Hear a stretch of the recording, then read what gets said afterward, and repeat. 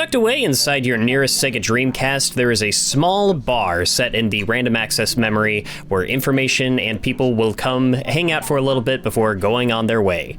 This is Ram on the Rocks. With me, I have my buddy, Kevin, GoldenBolt.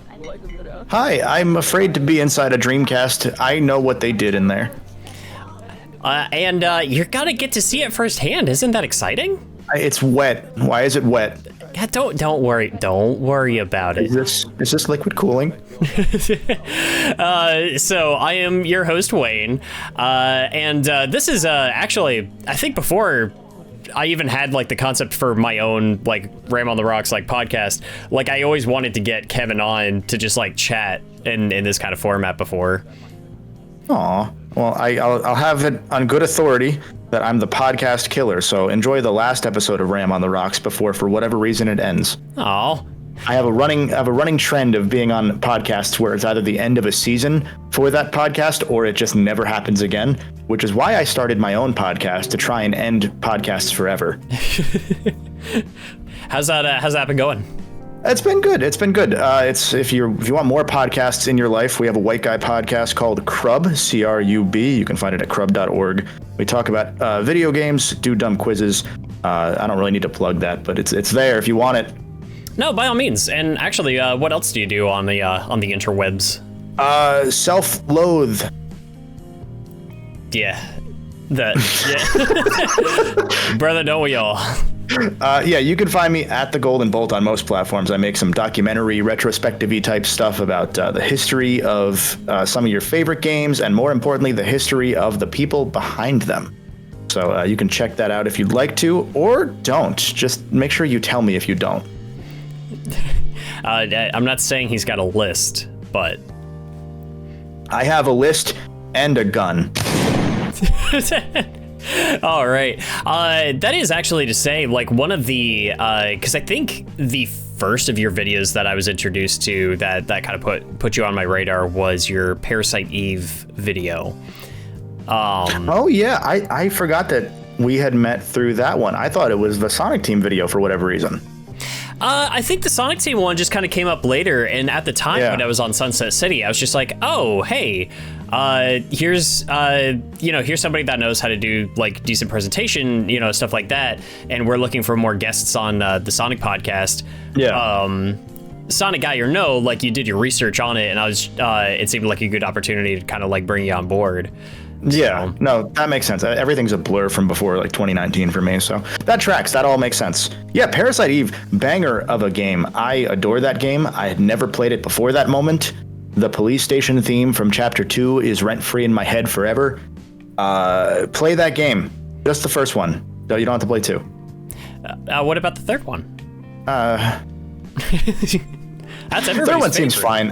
Third one seems fine, honestly. I played a bit of it. It's just very Square Enix PSP game. It's, I don't know how much you know about the narrative in that game. I remember it's hazy now at this point, so I'm not going to try and get anything wrong here. But I think it stars Crash Bandicoot. Close. Teenage girl with a gun. That's kind of Crash Bandicoot. We're being pretty much Crash Bandicoot. Yeah. It's funky. I know that there was an issue with the licensing because Parasite Eve, for those that maybe don't know, is the second video game property based on a book. Maybe the first one where there's the Parasite Eve game is a sequel to the book. So it's the first, as far as I can think of, video game sequel to a non-video game property. Which is wild. Like that's a crazy little anomaly of a game. I think there's one more somewhere. I mean, like Goonies 2, obviously, but that's not a sequel to the Goonies movie. That's a sequel to the Goonies game we didn't get. Yeah. But yeah, there's some licensing things related to the book. Really fascinating. Almost not a Lovecraftian horror story, but kind of feels that way sometimes where with what Parasite Eve does. The third birthday, which is Parasite Eve 3, is none of that because they were making a game and didn't have the rights to any of it anymore. It's also like I know people cite like Metroid Other M as just a prime example of like female protagonist like character assassination. Third Birthday's a lot worse. Third Birthday might be the worst one that I can think of, because I have bits that I'll defend in Other M as somebody who's not a huge Metroid guy. Sure. But more what I think of with Other M is like the stuff that, again, not to plug, I had a video that I dug into Other M, which is probably one of my favorite videos I had made, because there's so much about that game that was never really actually talked about from a behind the scenes aspect as to why it became the game that it did.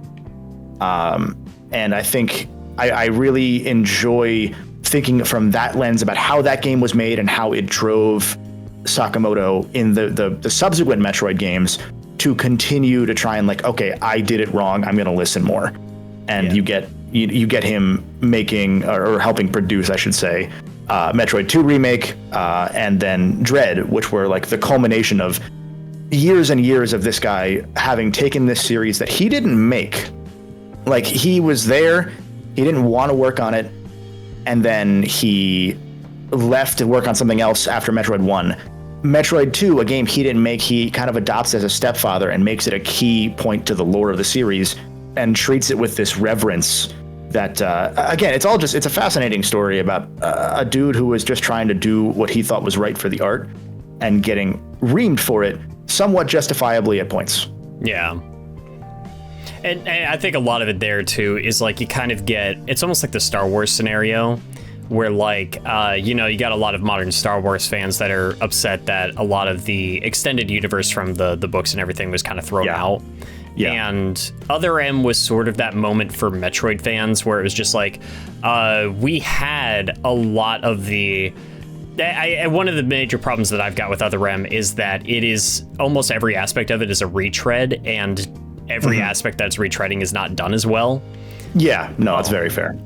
The overall plot beats are essentially just Metroid Fusion again. And then, like, anything going into Samus's backstory, we got already in the manga that tied in with Zero Mission. And even, like, with Samus encountering Ridley again and suffering from PTSD was done in that manga and done 1,000 times better. Yeah, and I'll at least give them some not benefit of the doubt per se, but I'll give them some credit because the manga isn't necessarily canon to the game, even if they say it is. So them doing that in a game, I think was a valid thing to try. It's the execution that's bad. And a lot of that also does come down to, the translation, from what I understand. Like, there's a translation and dubbing issues, but the core of it comes down to it's a game made by a Japanese producer by a different Japanese studio outside of Nintendo, in an era where everybody in the Japanese gaming space is looking at non-Japanese gaming media and seeing it explode and trying to hard pivot, trying to figure out what about it works, how can we catch up, to put it into a technical standpoint, not really what I mean for that to sound like, but in some cases catch up. How do we fit this changing market? Yeah, and it definitely, like, Other M was how I got into the series back in the day, to a degree. It was not the first Metroid game I had played, and I was vaguely familiar with Samus, mostly due to, like, Super Smash Brothers and stuff as a kid. And I remember seeing Samus, back then and just thinking, wow, that guy's really cool. And then, finding out a little bit more about the series later, and it always seemed interesting to me, but it was like the marketing campaign for Other M was what really got me invested, and that was like, oh, there might be something here like that I would really enjoy. And that's what got me to like actually try out the rest of the series. So I already had a decent amount of Metroid under my belt by the time Other M came in. By the time it came out and I got my hands on it. Yeah. And so I was a new fan when it released, but I was a fan. Yeah, Other M's an interesting one. The way that this is on the fly, a thought I've just had. The way that I would look at Other M, and I would suggest people look at Other M, it's like those Resident Evil movies. Like, you don't play them for the story, you play them for the weird action-y set pieces that are just kind of cool, turn your brain off stuff, which is not what Metroid or Resident Evil are. but you can enjoy it for what it is, despite the fact that there are issues, especially now that there are, better properties in the series that have come out since. That's an apt way to look at it, I think. Yeah. It's tough though. Yeah, I don't know. It's one of those things where it's like, I think it's a great example of both that a lot of video game people probably shouldn't be writers, and that a lot of video game players expect video game people to be writers, which is more important now as games have gotten far more cinematic than they were in 2010, but which I think is both a good and a bad thing, personally. Yeah, there's a give and take to it. Yeah. It's like I'm perfectly fine with like video games adapting cinematic material, but I do take a little bit more of an issue when it's very clear that it's video games that are trying to be movies. That's when I have a little bit more of a tough time with that, I guess. Yeah. It's interesting because it all goes in like a cyclical pattern, because in the 90s, especially as we moved to 3D, games are like this white collar engineering job, and then somewhere around the early 2000s, you start seeing there be college graduates that are coming in to be game people, and you start getting even college programs very slowly start to bubble up for gaming as an art. And as that has evolved and adapted, you've had it move more into the arts, and then it kind of hits this pivot point where the tech has caught up that we can make movies as video games, and that's exactly what all these players seem to want. A lot of the more casual players that aren't playing games before, let's say Uncharted, for example. And then now we're in a situation where it's like, well, a lot of the gamers are left behind because a lot of people do just want the movie games. But then I think that even thinking that, as a lot of us tend to do, doesn't give credit to the fact that games like the movie games are gateway drugs into the medium for a lot of people. Yeah. Kind of like the same with Call of Duty. Like, Call of Duty is the same thing. You can look down on it, but it's a gateway drug. It got a lot of people into games, and those people maybe played Returnal. Hey, I actually still need to play Returnal myself. I didn't get super far into it. I enjoyed it though. I've got it. It's on my PS5. I need to just actually sit down and play it. I remember before Dread got announced, I had a friend that played it, and he said that it was the Metroid game that Nintendo was too afraid to make. I've heard that exact thing before. One of my buddies also said it was the best feeling Ratchet and Clank game, which was what had me think, okay, there's no way I believe you, so I'll try it. And then I tried it, and he was wrong. Oh, yeah. It's because he was like, yeah, it's like Ratchet and Clank because you have cool guns, and I'm like, these are just guns. Like, they're cool, but they're not Ratchet and Clank guns, Yeah, they're not like turning people into animals and stuff. Yeah. Very fun game though. Very fun bullet hell shooter sort of vibe.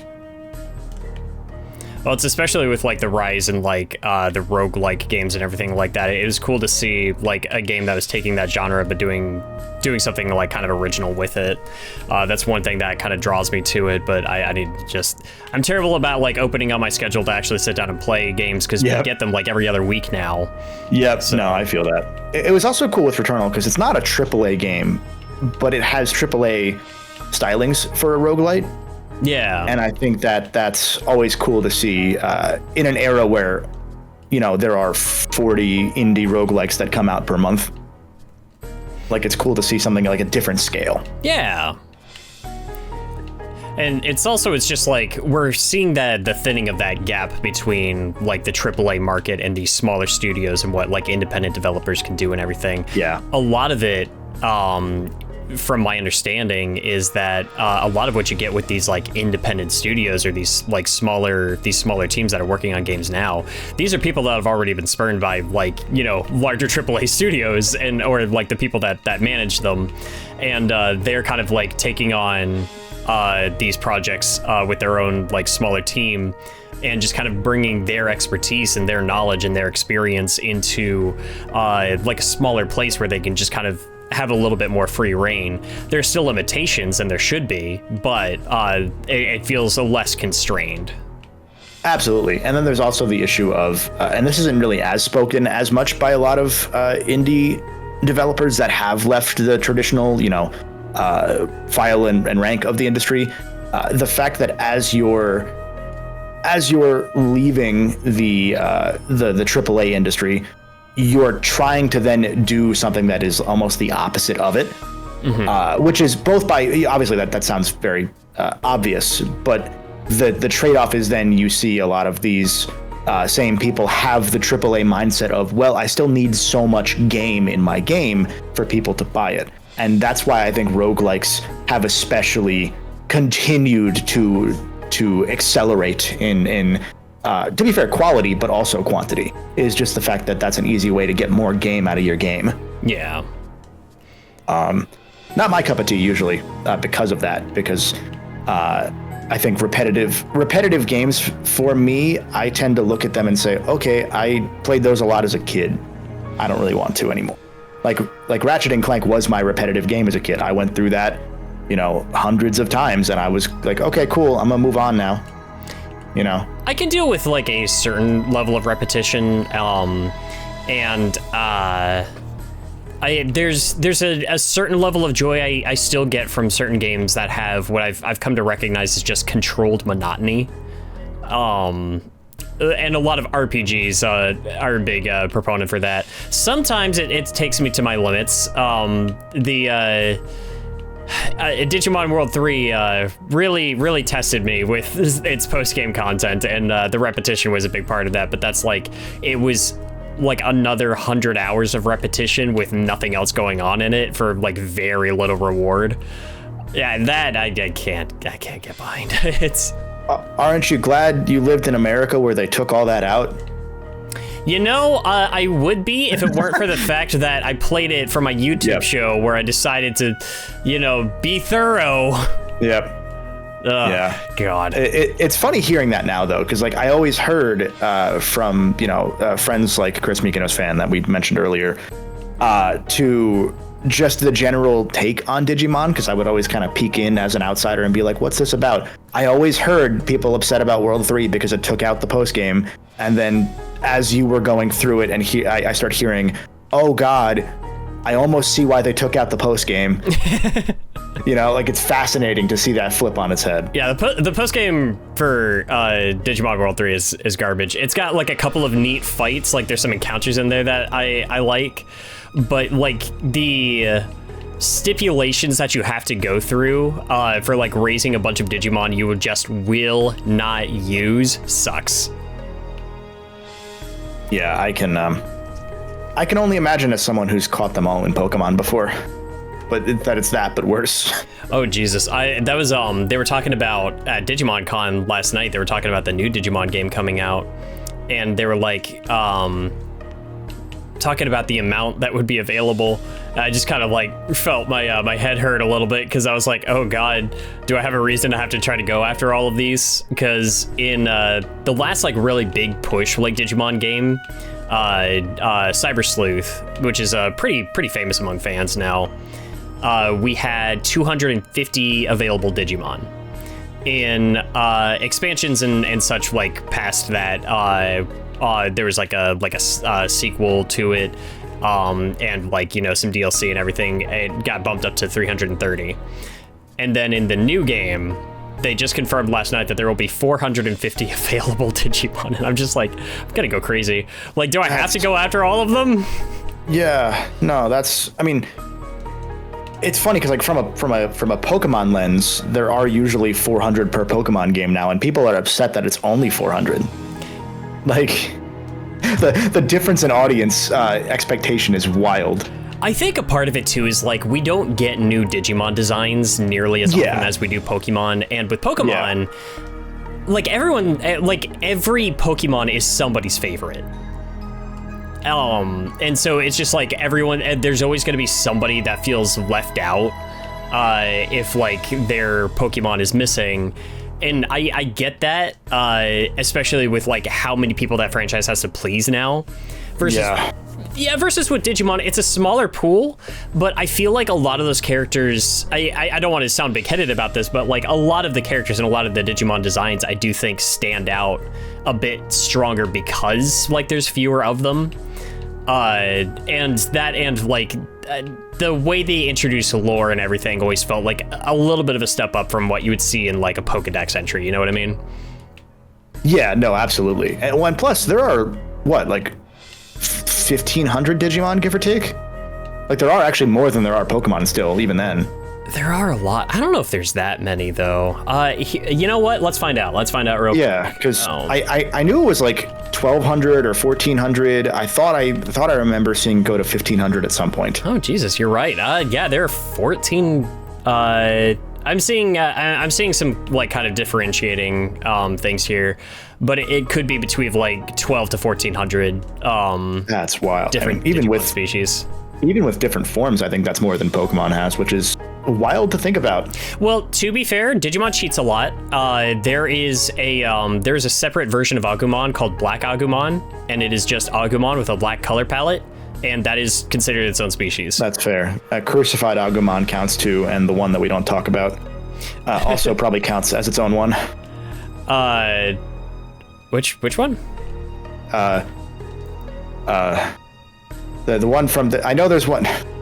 I'll just say it. Hitler Agumon.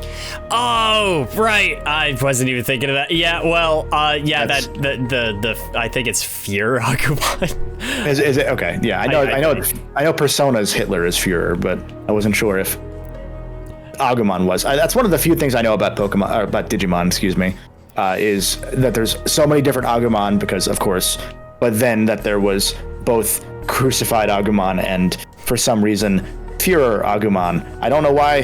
I'm not going to look into why. Don't ever tell me why. Because I don't care. I think it's just, yep, that tracks. That's what I think about with Digimon, and I'm not gonna dig into it. I am excited with this new one because last night they were also saying like something they're really prioritizing is they want this to be really satisfying for old fans, but they also want to try to make this a really good entry point for people who've never picked up Digimon before. Like the protagonist that you play as and everything, like they don't know what a Digimon is, and they're like investigating like what these creatures even are, that sort of thing. Where like a decent chunk of the game is also going to take place in like real world Tokyo, and you're exploring that alongside the digital world, and so you're kind of interacting with like both environments, which has been done before, but it looks like they're really cranking it up. And I hope that they get into the crazy lore, because Digimon stories go wild sometimes. I've been doing some research for one of the next videos that I'm doing, and it felt like everything started clicking together because I finally realized the origin of like so many different plot lines adapted between like anime series to video games and stuff like that. There was a line of the original like virtual pet toys where they made like a sort of lore for it. I kept thinking of like the Bionicle toys, if you remember like how hard they went on that. Bionicle went so hard for like that 2 years it existed. Yeah. And Digimon was doing something kind of like that, where they were just like, yeah, we have these cool new designs for some of these Digimon. Like some of them are going to be like amplified designs of pre-existing Digimon, but how do we canonize it? Oh, I know. The Digimon have a god. It is the server it's the host computer of their like home server, called Yggdrasil, named after the god of like the tree of life from Norse mythology. And it decides, hey, there's too many Digimon. I can't maintain all of these. I'm going to create a virus that just wipes out 90% of the Digimon population, just to kind of like take the ease off. Create a new server, pick the ones I like and take them over there. And then a bunch of the ones that weren't supposed to survive, like fancy the fact that a bunch of creatures that are designed to adapt and evolved to this virus and created something called the X antibody. And then we got a ton of like amplified versions of these Digimon that were supposed to be killed by their god. That it's so wild. Like taking that extra step you don't have to take to justify like these new designs and stuff like that, but it makes the world feel a little bit more rich, and it's one of those sides of the franchise I don't think people really know exists. Yeah, the part that messes me up there, that my brain froze on for a second, is the fact that if I had a nickel for every time there was a very popular JRPG series that often features monster collecting that focuses heavily on Yggdrasil, I would have 2 nickels, which isn't a lot, but it's weird that it happened twice. What's the other one that focuses on Yggdrasil? Dragon Quest. Oh, yeah, that's monster collecting. That makes sense, yeah. Yeah, not specifically a lot of the Dragon Quests that focus on that, but I'm thinking of the level 5 Dragon Quests. I don't know that those specifically had that, bit of mythos to them or not, because I know that, some of them kind of go off on their own thing. But I knew the level 5 ones, was it 7, 8, and 9? 7, 8, and 10? Had monster collecting. I forget which ones. I know at least 7 and 8 did. And then of course, then there's the Dragon Quest Joker games where that's the entire premise. Oh yeah. I forgot about those. I'm not a huge Dragon Quest guy, so I know a lot of it from osmosis. Sure. Yeah, as I one of the things I'm sure you could just kind of tell, listening to us talk, one of the things that I really appreciate about the way Kevin puts together videos and the way that he discusses these things, it's not even just about the game itself and having the moment of this is frustrating and hashtag what were they thinking, but it's actually, you'll take the time to dissect hey, here's some interviews where I can tell you exactly what they were thinking and why they came to this conclusion and why this happened by accident, or why this is the case because the Blu-rays that the Ratchet and Clank HD collection uses read data differently than the PS2 discs. It's so wild, the amount of depth you'll go into just to describe not just the game, but how and why it was created that way. Yeah, it's always fascinating, especially in the cases where when I'm doing this research, because when I was a kid, I just did this. I would just be like, all right, I'm going to go on a Wikipedia journey and just start on Wikipedia and read about a thing and see what I get to in the next hour. Because now I live alone, so it works better. But I always did that. And then it made for an interesting development as far as being a creator and a hashtag brand, because once you start getting access to more sources, more people, you start getting even more and more of that aspect that's not covered of, like you said, the what are they thinking. Usually it's, oh God, I haven't slept in 3 days. Yeah. Or something to that extent. With the Ratchet and Clank thing you mentioned, with the HD collection, like you said, Blu-rays, I'm going to get this wrong, so correct us in the comments. One type of disc reading is that it's progresses at a static linear rate, meaning that the speed stays the same as you go from the innermost part of the disc to the outermost part of the disc. Blu-rays do a different one, because there's one where its angular momentum is identical. So that means that it does speed up as it speeds up from one part of the disc to the other. As you're going from in to out, or out to in. I forget which way it starts being read on Blu-rays. And essentially, because the 3 Ratchet and Clank games on PS2 were put on one PS3 disc, they had to mount each game from DVD format onto a virtual disc on a Blu-ray. But the problem with the Ratchet games is that some facets of the game were often placed in specific parts on the disc when being printed, so that it would load fast enough to avoid a crash. That's so wild. And so you have to then reverse engineer all of those little tricks and A, figure out how they work, B, figure out why they work, and then C, decide if that's important enough to worry about.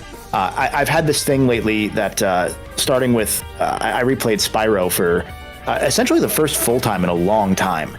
And that was a great went at it from the lens. Thank you. You flatter me. I went at it from the lens of why there's no other game that quite hits the same feeling as Spyro. Because essentially, ever since Astrobot came out, I've been trying to hit that high again. I went through every collectathon final level trying to figure out okay, which game is going to scratch that itch of the gameplay I'm looking for. And then I kept going and going, and I realized that Spyro is one of the few games that scratches its own itch. Spyro 1 specifically. Yeah. And as I was going through it, I was talking to some of my friends who are more ravenous Spyro fans, who were at one point upset about some of the changes that Reignited made. And as I was digging through it, I kind of I looked at it from the lens of a lot of these remakes, for example, are games that they're more like house renovations. Like you lived in a house when you were like 4 years old and you vaguely remember it, or you remember the rosy interpretation from when you were 3 feet tall. Yeah. And so if you move back in 20 years later, the new people living there have a different interpretation of the art in the house, the wallpaper, the whatever it might be. So you might look at the part where your parents, scratched on the doorstop to mark your height. You might look at that and say, I wish that was still there. But the people that moved in are like, well, I don't want someone else's scratch marks on my wall. And so things get changed, or someone's interpretation as an artist of a specific character model based on the concept art is different than the original designers. Or maybe it's just different from what you've imagined for 20 years of your life because you're such a big fan who's seen it one way forever. And neither of those are the wrong take. Usually there are some wrong interpretations of art in remakes that have happened. Off the top of my head, I can't think of them, but I've go ahead. Yeah. So I would say a decent example, assuming it was completely unintentional. So I'm trying to play through Tomb Raider, like the originals. I've always wanted to get into the original Tomb Raider games. They've just put me off just because of controls, what have you. And I finally beat the original 1996 game twice. And I'm ready to move on to the other ones, but I'm doing it through the remasters. And I was just kind of looking through the remasters and stuff. I noticed, hey, there's a texture here of a dragon that's got 3 noses. And apparently it was because a bunch of the textures were all AI upscaled, for the remasters and everything. That the old GTA definitive edition method, that tracks. Those are always bad. Those are always bad interpretations. Yeah, which sucks because otherwise, I would say it's a legitimately good version of the game, but it is. I was disappointed to hear it's oh yeah, most of the uprising was done through AI and everything like that. I'm just oh well, you're kind of missing out on a lot of that personal touch that comes with reinterpreting these things, and especially in a game like that where you can switch between the original and the updated graphics at any time. Yeah, it makes it especially more of a shame that it's just oh, there's not as much of that personal personal and that personal read on what this was and what this image was supposed to be and everything like that. I know a part of it is I really think that the team was forced to rush these projects out just to meet anniversary deadlines and stuff. When aren't they? Even with Spyro Reignited Trilogy, the team had spent 4 months or 6 months on Spyro 1, I think it was, and then they were all right, now we have 4 months to do both 2 and 3. Which is why Spyro 1 feels so much more lovingly recreated than 2 and 3. Also because 3 was made by a completely different studio in the span of a month. Yeah. It's just no time budget is ever really properly given to remakes and remasters unless you're a Sony property for some reason. That's why... That's why I'm always when it comes to questionable decisions and stuff like that, and I know it's it's really easy to I'm not really a fan of the use of generative AI and stuff like that, but I feel it's a little too easy for people to just jump on the boogeyman word, you know what I mean?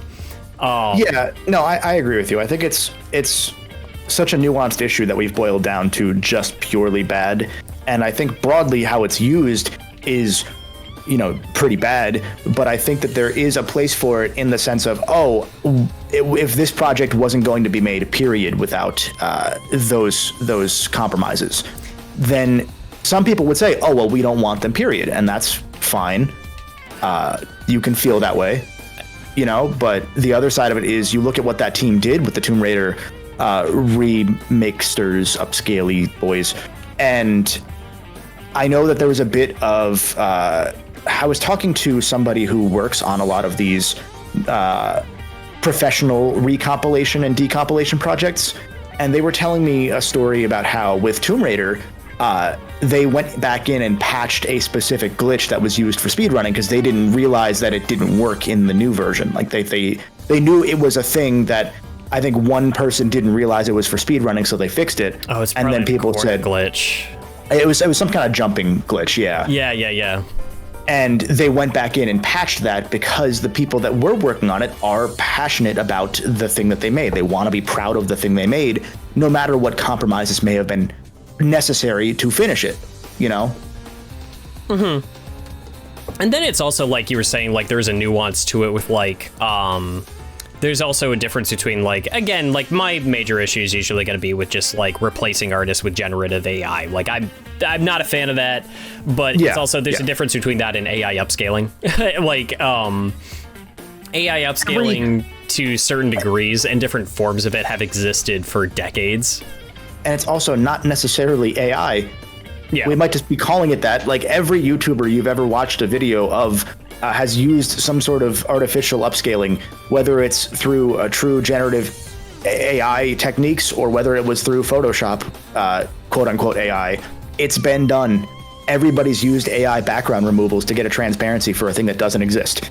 Like, that's just how it works. And that's what I mean when I'm just like, people jump on the boogeyman word too much, where it's just like, I think a lot of people just see the term AI and they don't stop to think like what the place of that term actually is and like what that actually means for the subject in question, if that makes any sense. Yeah, I mean, I even remember like a couple of years ago, not even, maybe right before COVID, I remember there being a tech demo showcase for Unreal's new generative rock face procedures, for lack of a better term. Like you could just drag and draw original, dynamically made, functionally procedurally generated rock faces so that you didn't have to do rock textures anymore. Yeah. And that was seen as, oh God, that's going to save us so much time on shit that you shouldn't have to spend months working on, but have to. And that's all procedural. That's all via some sort of, now especially some sort of generative AI technology, if it wasn't before. And it's hard to tell because procedural generation and procedural AI get interchanged nowadays because one of them increases your stock price. Yeah. But like, if it's actually making the job of an artist easier, that is the point of the technology. And I think also with a lot of like stuff like that, it's also like with that particular tool, a lot of what you're using, because it actually kind of reminds me of stuff that I would do with like 3D modeling and stuff when I was learning how to do that. A lot of it is you still have to create the assets that is built on. So it's still like you're still getting like that hands-on, like the artist was involved. And they're not just like grabbing a bunch of like stock images from Google Images, you know what I mean? Yeah. Or like other artists' interpretations, because that's another point where I'll agree I have a huge issue with, is when it's just like without the consent of an artist just taking their thing and then just adding it into whatever. But it's like you have to still like make like the assets that come together to create this tool. I feel like it's an interesting debate that not a lot of people are willing to have, just because of like there's not much wiggle room left for like offering an interpretation. Well, and the people giving their interpretation generally, and this is going to sound really bad, but I'm going to say it, don't matter. None of us matter in that debate. We're not the ones doing the work. We can act as critics of the art, and we can say we don't like how this is done, but unless you also have voices in the space that are echoing that, which in this case we do. In this case, you do have people that are working in the games industry, in whatever art medium you want to go with for this example, saying this is actually bad because it's taking jobs. That's where it's bad. Yeah. But I think when you just have people, quoting their favorite YouTuber is a common way of phrasing it, with regards to something like, how an AI is being used. Like even, I'll go back to the decompilation thing.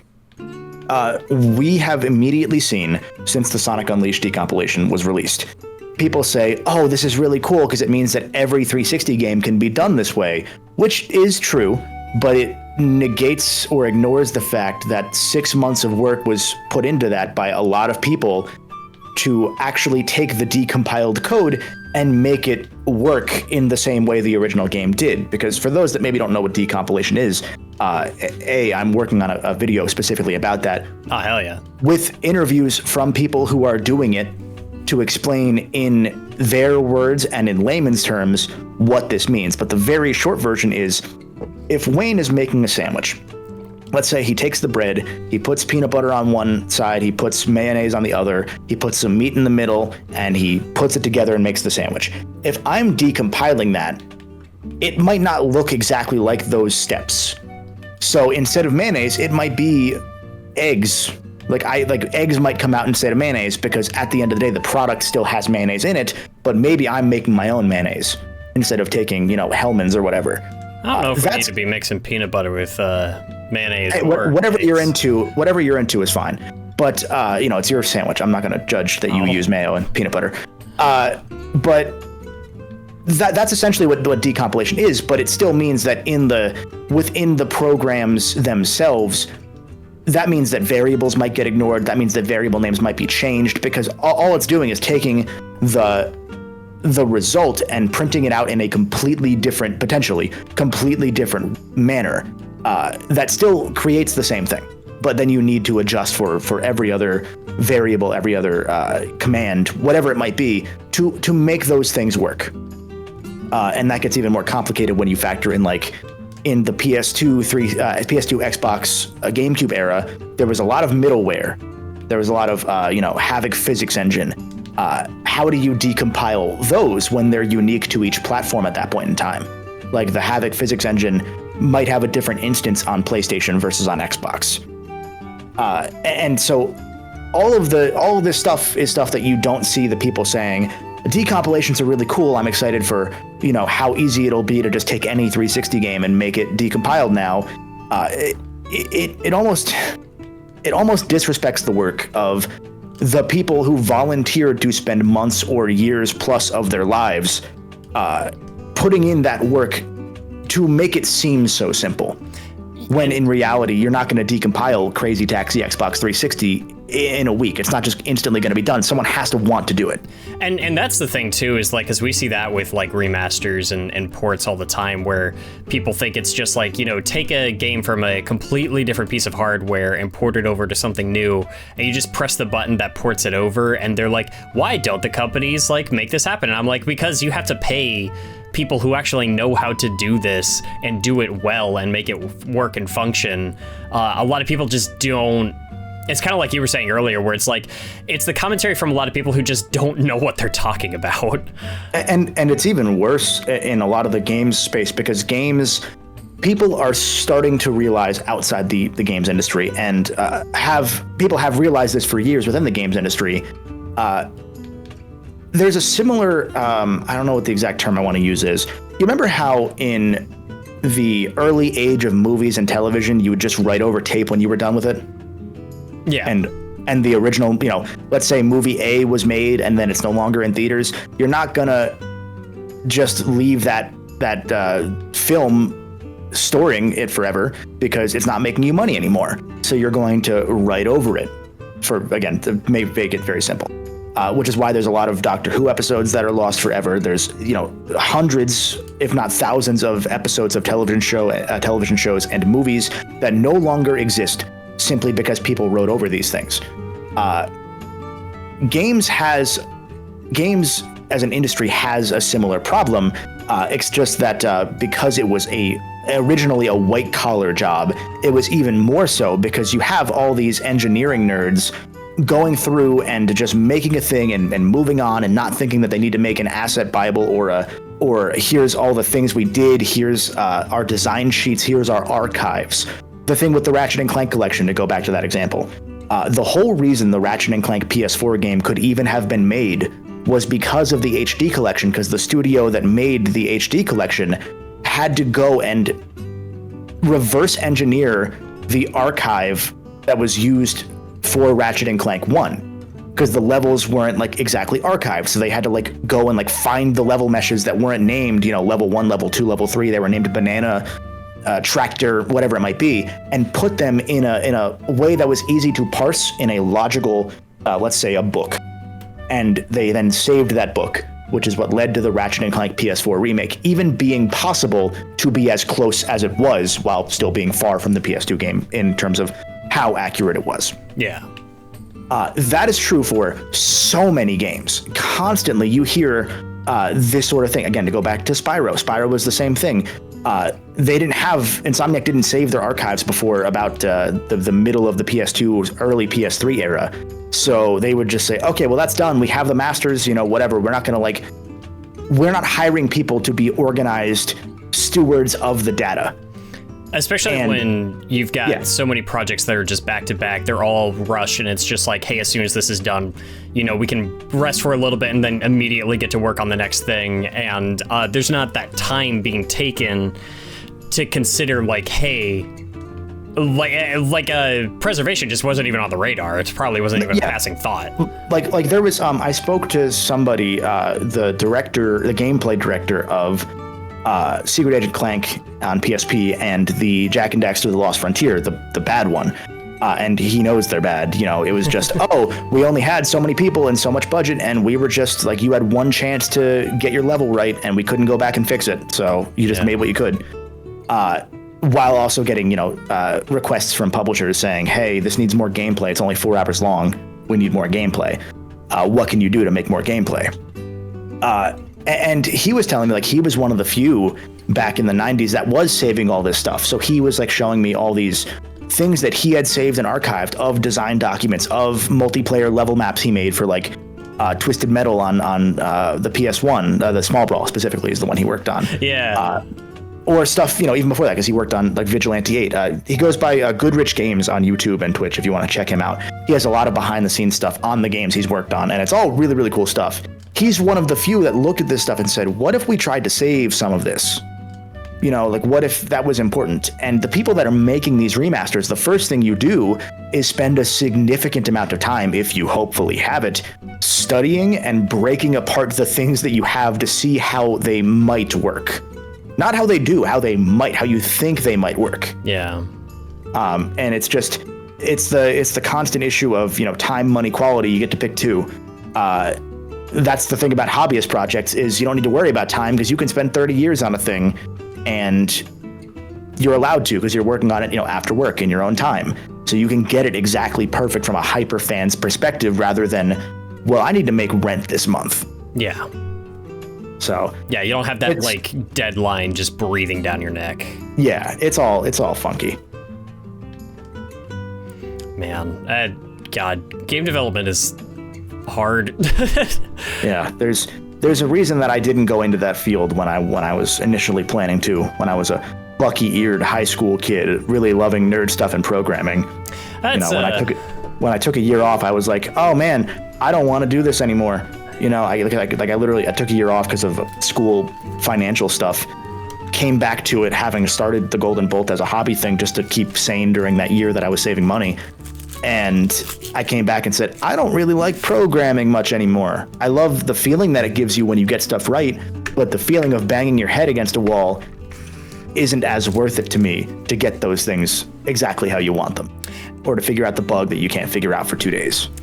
That's I went to school to learn animation because my idea was like I really wanted to go into game development and I wanted to learn how to animate and be like a 3D animator like for a game studio, stuff like that. And I remember just like looking at different studios and being like, I would love to work for like Naughty Dog and all these other studios and stuff like that. And then just like over time, just seeing the way that this industry just like chews people up and spits them right back out, it just like it just so killed the motivation to try to get into that field.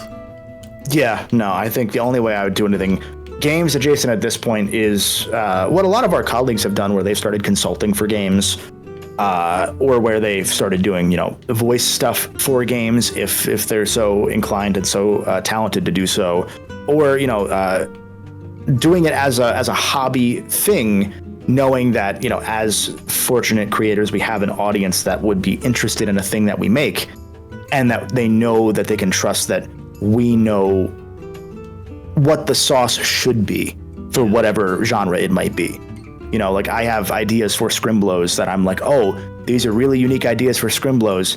I don't have time to do them anytime soon, you know, but if down the road I had the ability to work on it in my spare time or fund people to work on it, I definitely would do that. And I know that there's a leg up that we have over a lot of indie teams in that there is the audience that we have. We're fortunate enough to have a lot of people that are interested in what we make. Yeah. That's because I've kind of kept that in mind too myself. On a previous episode, I had Brendan Hesse on, and I'm not sure if you're acquainted. Yeah, no, he's a good dude. Yeah, he's awesome. Yeah. Yeah, and he and I were talking about something similar, where it's just like, yeah, I've still got all these like ideas, and I would still love to do something with them. It's just like so hard to do that. But it's just like, I think over the next couple of years, it's like I really want to try to force myself to dedicate the time to at least get some of these concepts down on paper, start like networking and start talking with people that I can actually like legitimately work with to make something out of these concepts and stuff like that. Because it's like, it's hard and it's difficult and it's a really grueling and like intimidating workforce, especially when it is like I don't want to undermine it too much, but like there is something to be said about like a lot of studios that are like genuinely trying to replace like legitimate human artists with like, you know, generative AI, or just mistaking shortcuts for innovation. Yeah. And it's intimidating, but it's like you don't let that keep you from trying. Like you don't let that defeat you. And I'm kind of trying to get back to that point where it's like, no, damn it, I've got ideas, and I've got ideas that I think are worth getting out there. I'm gonna do something with them. It might not be tomorrow, but like I at least like start putting in the effort. Yeah, no, absolutely. I mean, it's the games industry / media equivalent of wanting to do something with that band you've had with your friends for a while. But unlike the band, it's a lot easier to break into this sort of field than it is music, because when you're in music, you are carving out a very different niche, and you're fighting against much bigger forces than I think. You know, you can't really make SoundCloud work nearly as easily anymore as you can itch. Yeah. You know, not to compare them too much between those two industries. It's just a really shitty example, but you know, hey, that's what we do here. We do really shitty examples. Subscribe. I will say that one like uplifting thing has been like, you know, over recent years, we've at least been seeing, hey, there is like a resurgence in people that are actually interested in and will support like smaller projects and studios and ideas. I think one of the more uplifting things for me was like, oh, Astrobot did well. That means there is hope for this industry. Astrobot is such an interesting one. I have so many things I could say about that game and the surrounding circumstances of it that I've been trying to put into words in multiple formats for a couple years, technically, even before we knew about Astrobot. Like I was just saying on Crub, we had a question that was, what's a game that was canceled that you would have loved to see release? And alternatively, what's a game you were glad was canceled before it was finished? And I half jokingly said Concord is a game I'm glad was canceled. Dang. And the reason I said that is because it's such a fascinating example of, without a doubt, the biggest, most notable flop in gaming history since E.T. at the earliest, if not all time. I can't think of anything else quite on that level, yeah. And yet, 4 months later, 6 months later, it hasn't made a blip. Like, it hasn't caused a long tail effect like E.T. has, because one of the added benefits was it was something that we knew from 2022 onward, or at least if you were following, you know, investor calls and keeping up with the news instead of the Reddit version of news. We knew that Sony was just adding money to add resources to work on all of their failed games as a service push.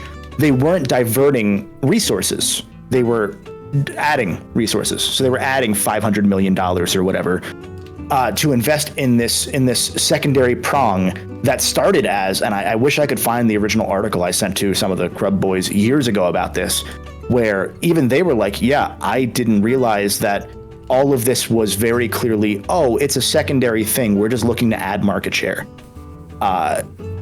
Which started as, hey, if you insert studio here have an idea for a multiplayer game, let us know, we'll fund it. You can start hiring people. That's how you get pitches like the Spider-Man multiplayer. That's how you get pitches like the Last of Us multiplayer splitting off into its own thing instead of being attached to two. And that Spider-Man multiplayer thing is something I'm glad got canceled. Yeah, I don't think it would have been very good. And also, even the clip we saw was clearly just a mod for Spider-Man. Like, it was just they modded the game to like start having multiple characters in it. Yeah, it's no different than a ROM hack multiplayer mod. But anyway, like that wasn't even far in production. That was a pitch. That was an idea that I think Insomniac said no to. Yeah, because that was just like I don't even think they probably even had like a full pitch bible for that. They were probably just like, hey, here's a concept. Yeah, like here's how we can further stretch out Spider-Man 2 before having to work on 3. Like that's what that was. It was trying to buy time for other projects. But anyway, all of this stuff was added budget, added manpower. So it's similar to how, yes, it sucked that in 2021, Microsoft laid off a bunch of people. But if you looked back further, they had hired more people than they in the prior year or two, that they then laid off a bunch of people, which is awful from a human aspect, but they had more people on staff even than they would have had if they continued hiring at the prior to COVID rate. Yeah. If that makes sense. Like if they hired, this isn't the real number, if they hired 100,000 people and laid off 20,000, that's still more in that 2-year span than if they had done their usual hiring of 20,000 people per year. You know, that's what happened with Sony, is my point.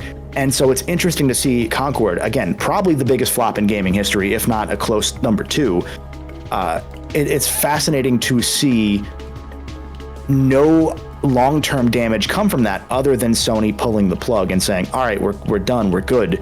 Compared to like, for example, a Sea of Thieves, I keep saying Sea of Thieves, Skull and Bones. Sea of Thieves nuts. Compared to Skull and Bones, a game that quietly flopped, that we made fun of for years for being quadruple A and never coming out, but no one really talked about it flopping.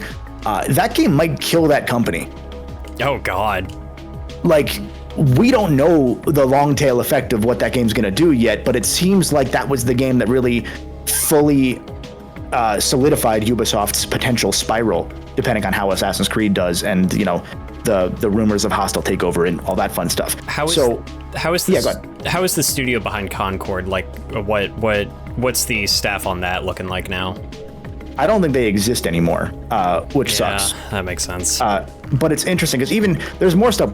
The Concord obviously got misreported because it was such a big news thing that people just kind of jumped on and said whatever. Yeah, dude, news of every variety, true and not, was just like flooding the the whole thing was like that game was in production for 8 years, which is kind of true, but it was started production in I think 2018, and then for the first 2 years it was in that guy's attic. It was him and a few people working on it. Then they got acquired in a merger of sorts from a publisher. Then a year and a half later, that publisher started working with Sony. Then a year later, Sony said, you know what, we'll buy it because we don't want to work with you anymore. And so Sony had that game for about a year before it came out, technically. Like, they had full ownership of Concord for a year. And then that's when they allegedly poured a bunch of resources in to try and make it a thing. Yeah. But my conspiracy theory, and I think it's a founded one, and this goes back to Astro, this is the full circle here, has been, I think they knew the writing was on the wall with Concord. They tried genuinely to make it a thing, and then it's no coincidence that by the time it came out, they didn't have those weekly cutscenes they were going to do. There are no more of those. They didn't add any besides what was in the beta. That, like, you would have to make cutscenes much faster than once a week. You're not South Park. You can't do that with AAA styled visual cutscenes, you know? Yeah. Because that shit's like that's months. That's months of work. And that's even just like the actual like production itself. You're not even talking like scripting and planning and like how that's gonna like actually be relevant to whatever the story of Concord would have been. So it's, to me, the fact that none of that was ever being made, as far as we can glean, and from what I've seen from people that worked on the game in those capacities, they were like, yeah, we worked on those two. We didn't do anything else. So that there was that fact. There was the fact that they launched it and then pulled it within 10 days. Instead of delaying it, obviously, because delaying it would have meant a year and another $40 million to rework the game to be free to play. And I think that by that point, the current people in management within the PlayStation part of Sony were like, okay, let's just send it. If it works, it works. If it doesn't, then we can end the error, because we now know that Call of Duty is not leaving Xbox or leaving PlayStation. So that's the whole reason all this started. So you think Sony just kind of like threw it out there knowing it was going to die? I think hoping that it wouldn't, but being prepared that it would, because, and this is the part of the conspiracy theory that I think makes it more founded beyond what we've heard. Astrobot, the game of the year, had an embargo of the day before release, 12 p.m. You don't do that with games you expect to do well. God of War Ragnarok's embargo was a month before release. Yeah. I remember getting my code for Astrobot from Sony, and they were like, yeah, here's the embargo. Don't post anything before that. Even the interview you're doing, don't post that before this date. Yada, yada, yada. And then I asked them, like, hey, is this the embargo for everybody, or is this the YouTube embargo? Because sometimes I'm on the YouTuber embargo, sometimes I'm on the Real Boy embargo. Oh, okay. With Ragnarok, I was on the Real Boy embargo, and they actually had to get me on a phone call to confirm that I was audibly saying yes to all this stuff. They had to record me confirming that I wouldn't leak anything, essentially. Anyway, when I finished my playthrough and started writing my review of Astro, I knew it was my game of the year. I was trying to fight against that thought that it was my game of the year, because I was like, no, I'm being a prisoner of the moment. It's maybe not as good as I'm saying it is, or I'm thinking it is. And then by the end, I decided, no, I'm going to leave that all in the script. I think this is my game of the year, even as much as I want to think that it's not.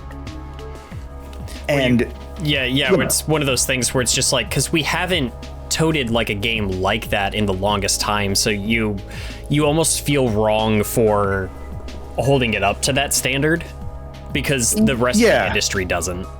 And it was a bit of that. It was like, this game is perfectly curated for me, so I don't care if it's somebody else's game of the year or not. It is mine, because that game was just a pure fun platformer, and that's the stuff that clicks with my brain the most a lot of the time. Anyway, this is a very long-winded story to get to. I wasn't sure how other people felt when the embargo dropped. My review came out about an hour later, because I wanted to wait and see, which I usually don't do. And I was like, I don't feel good being every reviewer doesn't want to be the one man out that is super negative or super positive about a game, because you get a lot of shit for that. Sure.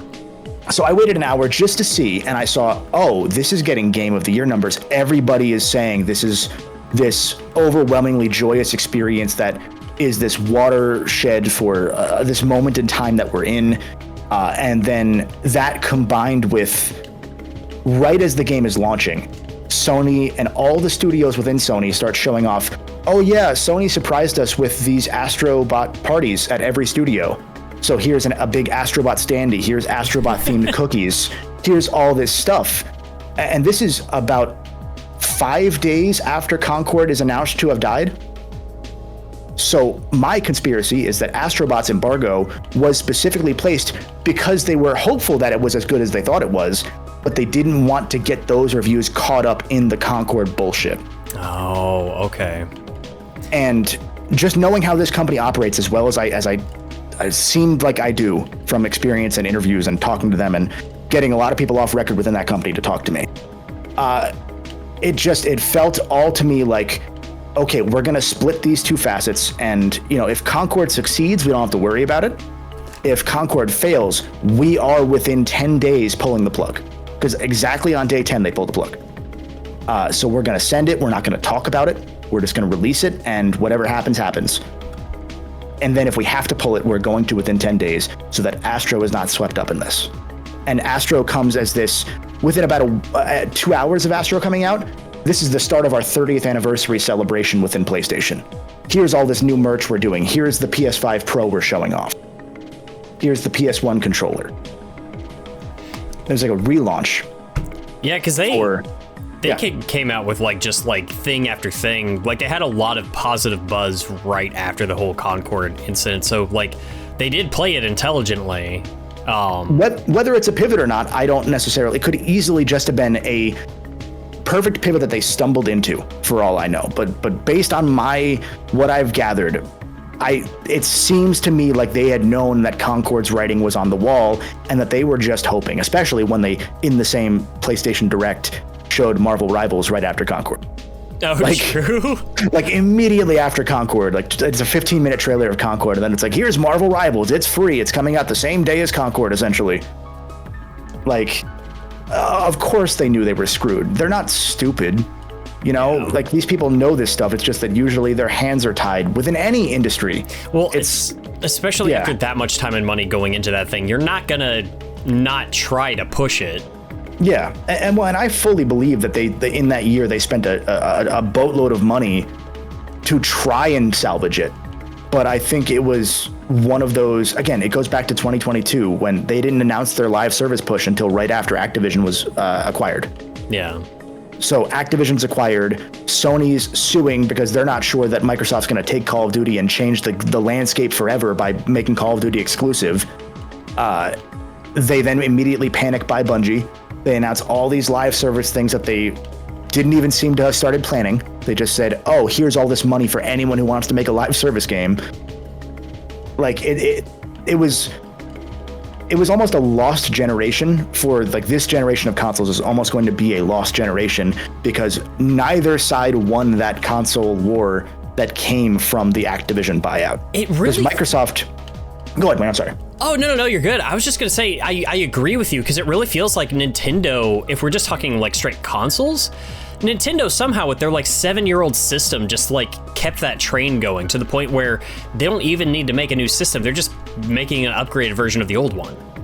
Yeah, and even then they might get swept up in it too because of the whole state of the world and money right now. Yeah. So they might end up caught in this lost generation for a couple of years too. But that's Nintendo's also fascinating because it took them an entire generation to get to that point. Not with the Switch, but the Wii U and the consolidation of both their handheld and console markets, along with them, by their own admission, underestimating how long HD development would scale compared to SD development prior. They didn't know what they were in for, which is why the Wii U was so dire, but you needed the Wii U to get to the Switch. Yeah. Because the whole reason that they've been so good about releasing games year after year, several per year, is that they had 5 years essentially of, well, we're only making one game a year, so we have time to learn how to do this. And also Monolith Soft is a god, so they'll just save us whenever we need them to. Monolith is insane, dude. They're actually the most valuable purchase Nintendo has ever made. I did want to ask you, just because, like, I don't know how much more time you've got, but there's like a question that was just kind of on my mind. Sure. I actually really wanted to talk more about Monolith because I wanted originally to talk more Xenoblade. I don't think we'll have the time for that discussion today. But just kind of going off of this conversation we had going, especially if we're talking like that lost generation and like just the state of the industry and where these like titans of it are kind of at right now. I've been having a lot of conversations with people lately about where Microsoft is at, and a thought that I've kind of come up with, because a lot of people are just like, I'm sure you've worked a retail job before. Yeah. I need you to imagine that it's retail customers, but all of them are also gamers. No, thank you. I'm good. Yeah, I get a lot of just very brunt, like, just things people will say that are basically just like the headline of some like quick article, you know what I mean? And so, Microsoft's like shit in the bed, like that company's in trouble. And the thought that I keep kind of going back to is I think Microsoft might just be at the point where they realize they don't need the Xbox anymore. I don't think it's that. And this was actually going to go into what I was going to follow up with saying in my rambles with the lost generation idea is both sides of Sony and Microsoft lost that. But Sony ended up stumbling into a quote unquote victory in the grander scale because the whole thing was the whole thing was when Microsoft and when Xbox acquired Activision, And Sony fought it for so long because of the world we were in during that period of the world of government and regulation. They were able to stall as long as they could. Sony was. They were able to stall that purchase by fighting it in court as much as they could. Whether you think that's a good thing or a bad thing, that's entirely up to you to feel. I think most mergers are bad, but that's me. I thought Sony acted like a bitch the whole time. That's also me. But I understood why they did, because that's in their interest to act like a bitch. Like that's just how business works. Sometimes you gotta put up a whiny face. And anyway, the thing that came from that was Microsoft, if not for the state the world is now currently in with the acquisitions and whatnot, would have hypothetically, by the time that this deal was sealed in 2023 or so, they were essentially locked from being able to try and acquire any other companies as Microsoft, not as Xbox, but as Microsoft, for at the time the foreseeable future, because they spent $77 billion on Activision and fought every major regulatory body in the world to get that deal done. Yeah. So suddenly all of Microsoft is being affected by this Activision buyout, and they'll make their money back. I mean, King alone is going to make their money back, not to mention the rest of ABK. But that's when the Eye of Sauron turned towards Xbox. That's when when Daddy Microsoft said, hey, we've let you spend $100 billion in the last 10 years. Where are the games? Where's the return? Because we're now looking at the Game Pass numbers, and you said there'd be 100 million Game Pass subscribers thanks to this, and we haven't gained 1 million. Where is all of the money? Where is this permanent Netflix of gaming that we've been sold on by you guys for years and years? And they're just not seeing any gain in terms of subscribers, in terms of sales. They are worse than ever. It's like a Wii U level of sales struggle at this point for the Xbox platform. Which is frustrating considering the amount of intellectual properties they have access to.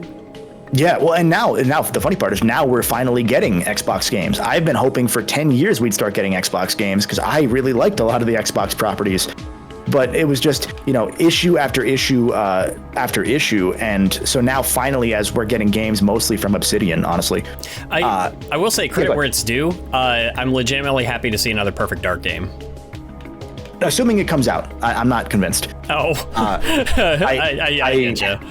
It was announced 10 years ago. So, again, I'm pretty sure it was teased 10 years ago. I could be completely wrong. I might be thinking of another Microsoft thing, but I remember that being a very, very long time ago. Oh, okay. And then it changed developers, I think, twice.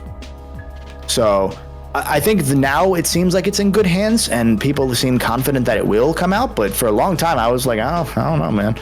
This might just be one of those they quietly never acknowledge again. Oh. But as far as where Xbox is, a lot of it is because of, again, this daddy Microsoft turning its eye towards Xbox and saying, hey, what the hell? Where's the stuff you promised us? Why are we letting you spend $100 billion on this stuff and getting us in regulatory trouble every time you buy more things if it means that we're 6 years away from a game? And that's where I think things started to change, because now it's seemingly, you can't keep apologizing as Phil Spencer. You can't keep saying, oh, sorry about Redfall. Oh, sorry about Starfield. Oh, sorry about whatever. At a point, Microsoft is going to just override you, and you're just the figurehead in decisions that you now are not really making if you're still there at all. And they're just going to go with what they want to do. They're going to use Xbox as a way to sell Azure, to sell the cloud, which is what the idea was in the first place for Game Pass, I think, was them trying to sell Azure to more people. Do you see them booting Spencer? I've been wrong about it before. I thought they would after Starfield, and they didn't. Okay. But he's been in that company a lot longer than most people are in these companies. So fair. He's been there the whole time. He's got people. He's probably got ties that probably kind of keep him in that position. He's got the experience.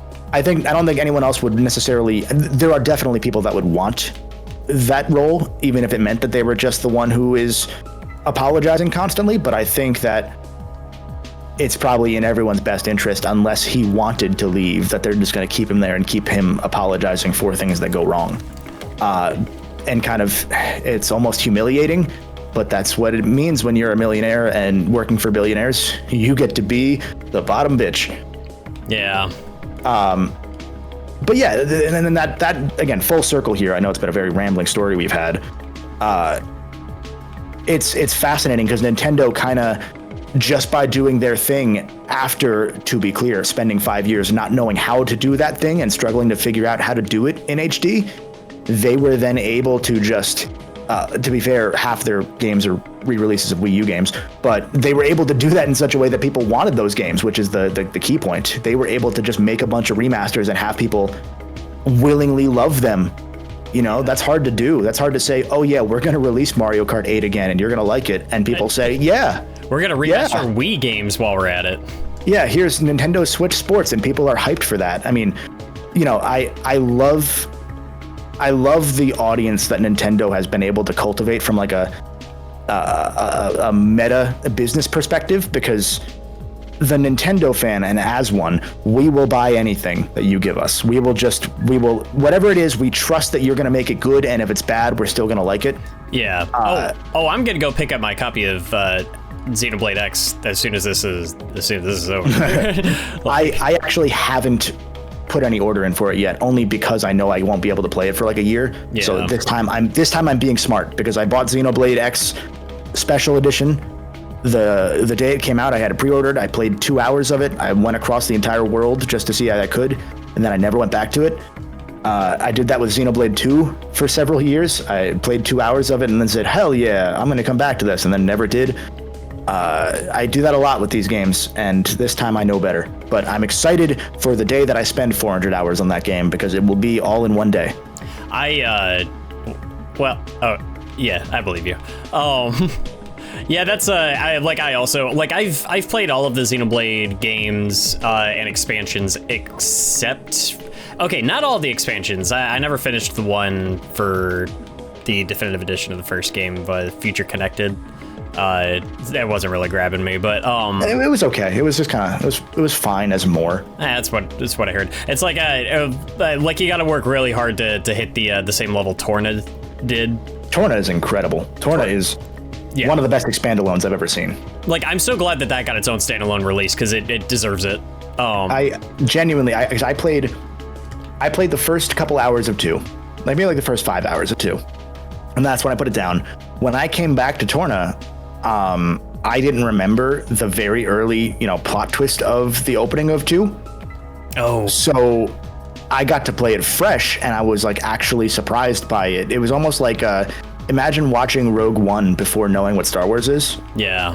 And it's why I suggest people start with Torna instead of playing 2 and then playing Torna. You'll also care about Mithra a lot more in 2 if you've played Torna first. You care about Mithra a lot more. You care about Pyro a lot more. Yeah. And also you're willing to accept, like, the moment of betrayal hits you so much harder that you're going to be like, I went back to 2 after playing Torna immediately. I 100% of Torna, went right back into 2, started fresh, and played like 40 hours of it solely off of like, how dare you do that? Like, because rather than it being just a generic, JRPG, I'm betraying you moment, it's like, actually it hurts. Yeah. And so good. God. It's, man, those Xenoblade, like, I would love to have a whole episode where we could just talk about that franchise. And it's like, I think probably one of the finest series of JRPGs ever released. Like, the level of quality that those games have managed to maintain. I would still say my favorite is still the original. Xenoblade 1 is a level of quality that I just personally don't feel like I've seen matched. I give Xenoblade 1 a lot of credit for helping revitalize the genre. Like, I always feel like I'm speaking out of my ass when I say that, but from my lens, Xenoblade 1, along with Ni no Kuni, both garnered enough press in our bubble, in the Western bubble of video games, as JRPGs, and they did something so different from what a lot of the JRPGs of that generation were doing prior, where they were a lot more linear, a lot more cinematic, to give you these wide open spaces and say, no, we're not doing that. We're doing what we always wanted to do on PS1, on SNES, on NES, and giving you this wide open world and saying, go nuts, it's whimsical, it's sad, it's heartbreaking, it's wonderful, have fun. And because pretty much like since like I would argue like definitely 10, but like honestly probably as far back as like a Final Fantasy 7, like they had gotten more and more linear, and that's the beacon of JRPGs to the Western audience is usually Final Fantasy. I would say yeah, because like even if you're looking at games like I would say early Super Nintendo or like late Super Nintendo eras when you kind of start seeing that sort of thing, like Chrono Trigger, I feel like is probably one of the easiest RPGs to recommend to people like that are trying to get into the genre. Because it's so streamlined and it's so well paced and it's so like easy to tell where the hell you're going and like what you need to do next and you know this, that, and the other. Versus like 7, it's not a lot of opportunity to get lost. You got like an open world, sure, but you always know where you're supposed to go. And it's telling a story first and foremost. It kind of feels like. Yeah, and that one worked for what it was because that was going to such a potentially wider audience. Yeah. You know, that was a mass market JRPG where even the best-selling JRPGs prior to that were not necessarily going to reach mass market in every region. You know, like for a long time it was not niche here in the West, obviously, but more so than in Japan, where like, you know, they did gangbusters. Like all of the top-selling PS1 games in Japan are JRPGs besides Resident Evil and I think Gran Turismo 2. Versus like you play Xenoblade and you're basically cheating yourself if you're not like getting sidetracked. Like going off and doing like all the side content in that game is just like what that experience is. And like the main story, the main plot beats and everything is some of the best I've ever seen in the medium. But it's just like so much of that meat is also there off the beaten path. And yeah, which again, a lot of JRPGs for the 5-10 years prior were not really doing. Like there were not a ton of side quests. Like 10 didn't have many side quests. Final Fantasy 10. 13's infamous for being linear. 12 has more, but in terms of side content, but not a lot of people really liked 12. So, like, it just those two to me, because Ni no Kuni also has a ton of side content. It kind of almost, they both almost take from the Monster Hunter lens in a way of here's a job board and here's a bunch of stuff you can do. Yeah. Go have fun, which is also kind of what Final Fantasy is now doing by way of like the hunts in 16. The bounty hunts or the board hunts, whatever they're called. It helps that your director has also created like one of the most successful like MMORPGs of all time. Oh yeah.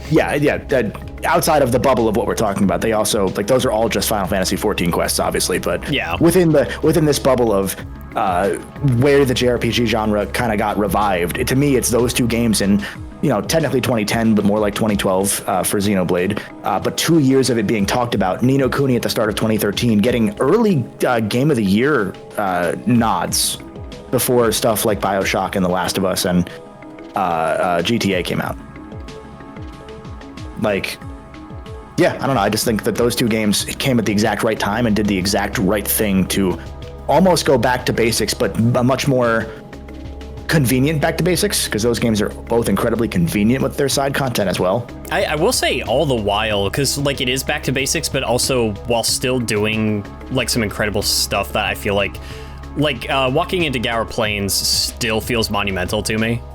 Yeah, that's definitely not that's not basic. Basics in terms of mechanics and the what is our goal with this game? Because Xenoblade 1 alone, not putting aside Ni no Kuni and what that game I feel did, Xenoblade 1 alone straight up changed the entire trajectory of Nintendo.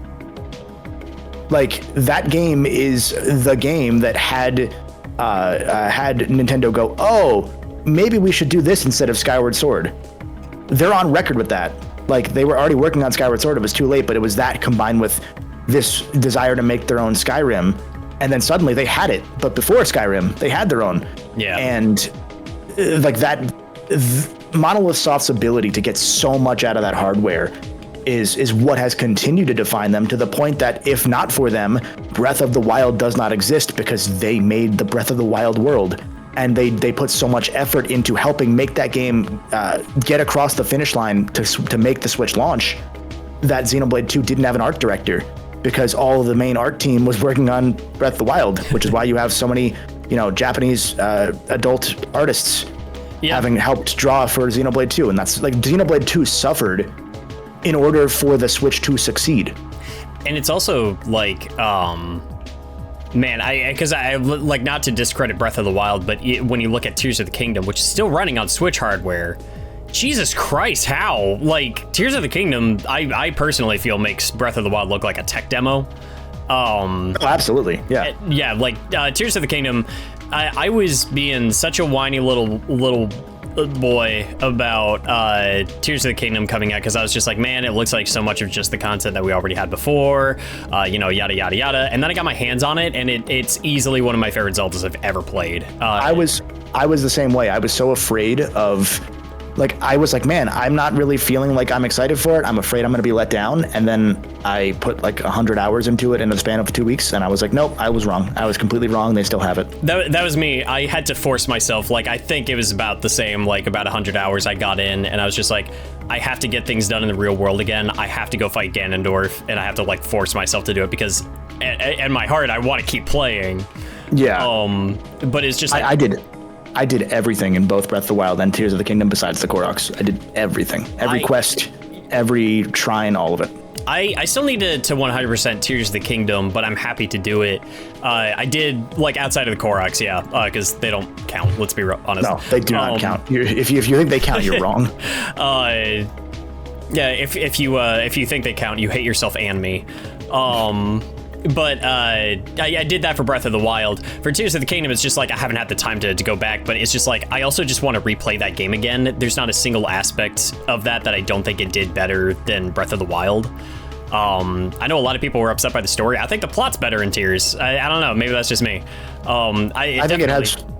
the plot gets a little, for lack of a better term, anime. Sure. There are points where I'm like, I don't know how I feel about this, or I'm disappointed by how, yes, you can do all of the shrine or all of the dungeons in any order, but I would have liked for there to be maybe not the same exact cutscene all 5 times. That I take a little umbrage with, like that felt sloppy. Yeah, like it felt like they knew exactly what they wanted to do mechanically with that game to take it to the next level, and they absolutely did. And then it felt like the story was kind of an afterthought again, which I think is a disservice to where Breath of the Wild seemed to be going, because Breath of the Wild's almost a character piece, and then Tears is kind of just a very almost bland story. I think for me, the reason it works, and it could just be the bias of like, I was so much more satisfied by the finale of Tears of the Kingdom than I was. Oh God, yeah. Oh, yeah. One of the best endings of all time. Like, it's everything about that, like from the moment that you like approach Hyrule Castle, you know what, hell, I would even say before that, because like before you even get to the 5th temple, like you're already doing stuff that Breath of the Wild wasn't, where it's just like taking all of these side characters and it's putting them in the world with you and just connecting you more with the things that you've been accomplishing, versus in Breath of the Wild. That I liked. Yeah. Well, the problem I have with it is there are several characters that it's such a minor, there's 2 minor nitpicks. One of them is that there are so many minor characters that you met in Breath of the Wild that don't remember you in Tears of the Kingdom. And like it with like similar side quests, like there's the 2 girls in the mountain area that you help them in the first game. I forget how. And then in Tears, you help them again in an almost similar way. I'm being vague because it's been a couple of years. Yeah. But they don't remember you at all. It's not like, oh, hey, you're the hero. Thanks for helping us last time. It's just you're a blank slate to them. So there's that. And then there's the issue of why did they never at any point in game in the thousands of pages of script acknowledge what happened to the divine beasts more? Like they mentioned them briefly in the flashback in the Hateno village. Yeah, wasn't there like some passing dialogue from Pura that was just like, hey, yeah, we just dismantled everything. That's the one thing. There's another aspect of that they didn't acknowledge once in any of the lines I ever saw in the game, and I did just about everything. where it was like, hey, why are we not acknowledging that Malice looks like Gloom? It does kind of feel, because that is one issue. I can tout the praises of Tears of the Kingdom, but that doesn't mean it doesn't have problems. Yeah. And one of them that I did have was that it felt very, hey, we've got these new concepts and everything that basically are just, we have to treat this so much like its own thing that we just can't admit that the first game happened, is almost how it felt at times. Which I think is almost disrespectful to the first game, because I think you could have just acknowledged all of that stuff and been like, oh yeah, here's a bit of lore as to what happened, why we dismantled the divine beasts. Because when you hear them explain it in an interview where they're like, oh yeah, they were kind of uncomfortable with them being there, so they just took them apart because they needed the parts to, rebuild society. That makes sense. Why don't you say that? Yeah, that's good flavor text, like in the game's world, and that's another thing too. Is just like you have scientists that have been studying this stuff, like acknowledge that, like, yeah, the Gloom is just advanced Malice. You can say that in the universe, and it still works. It makes it better instead of making it almost. It's like if in Banjo Tooie, everyone just forgot who Banjo was. Yeah. You're taking that world and expanding it, but suddenly Bottles is like, who are you?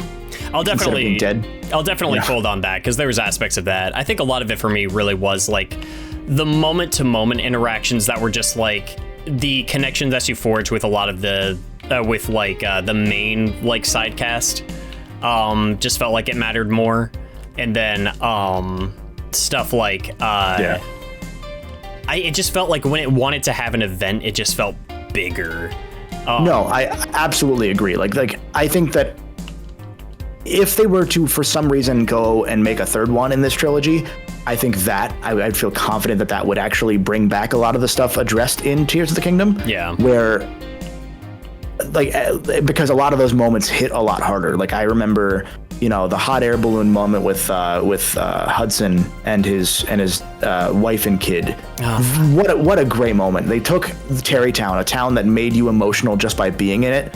They built it, didn't really acknowledge that you built it in Tears, but then made you emotional again in that same town, and made that town the subject of 2 of the best side quests Zelda's ever had.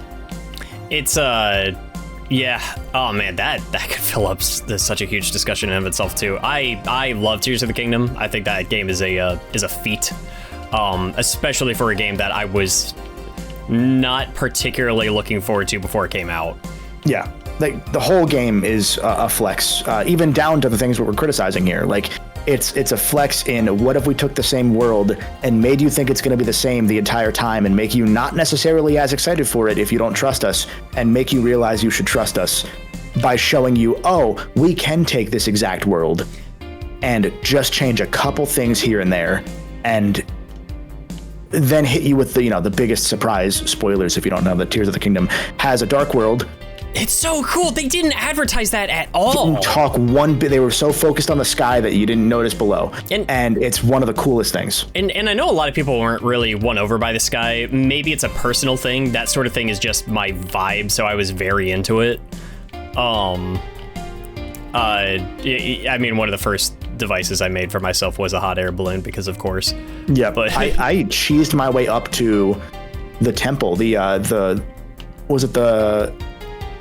The Storm Temple, the one in the mountains. Yeah.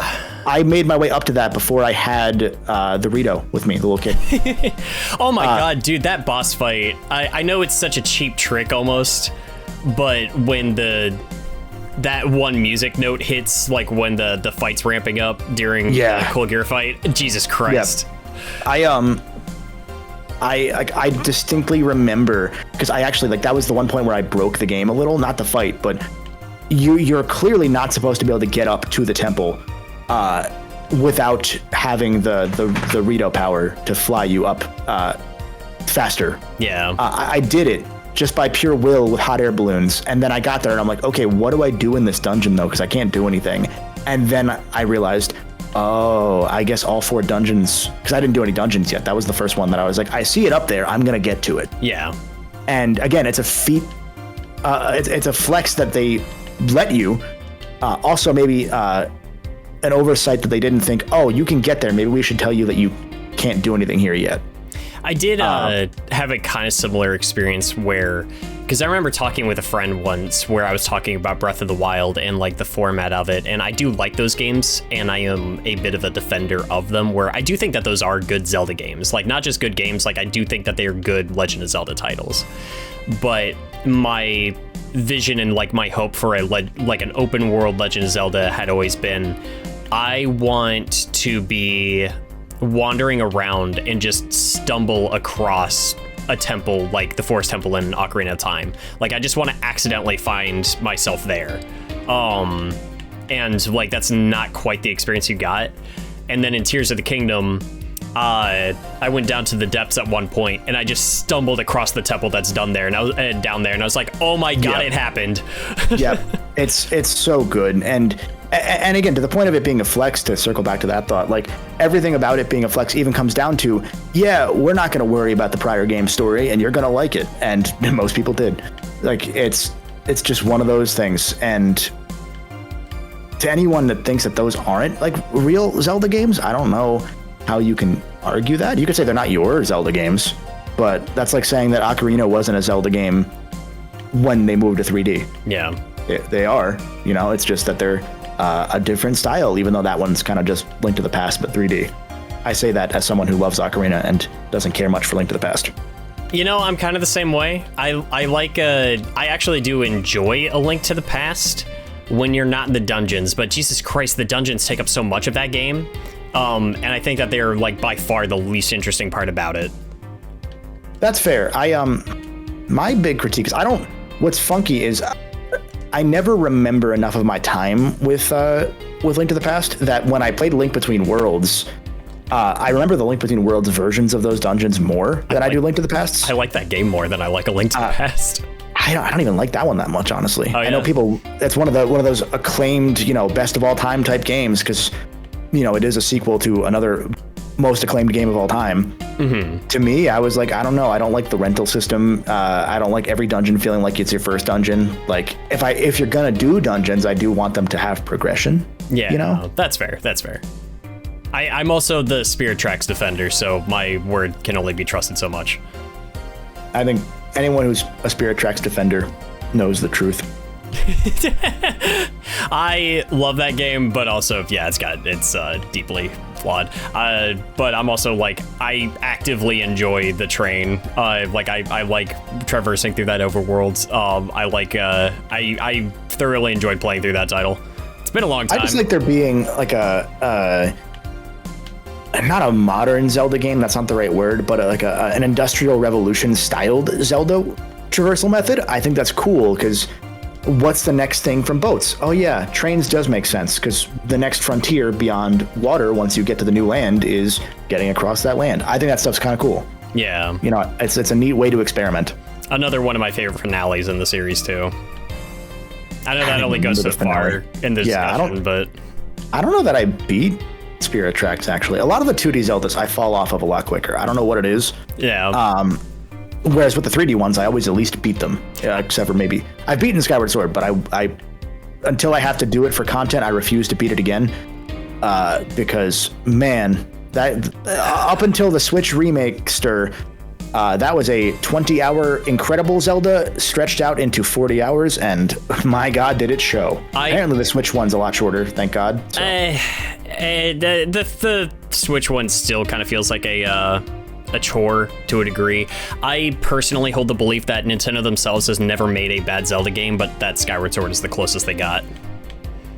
I don't see, the thing to me is, like, I think that everything about Skyward Sword is on the way to being the pinnacle of that style of Zelda up to that point. Mm-hmm. It's just that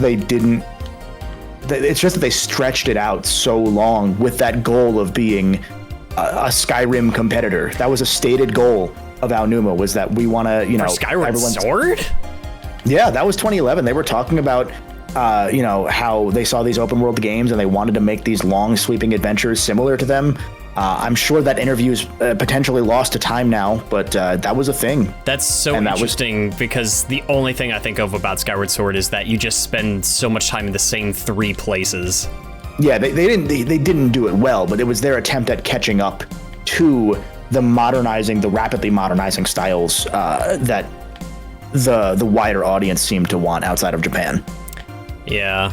Was, I think, the idea at the very least. But, okay. You know, if nothing else, I love the how long to beats of Skyward Sword and Skyward Sword HD being like 40 hours for the original and like 24, 22 for the HD version.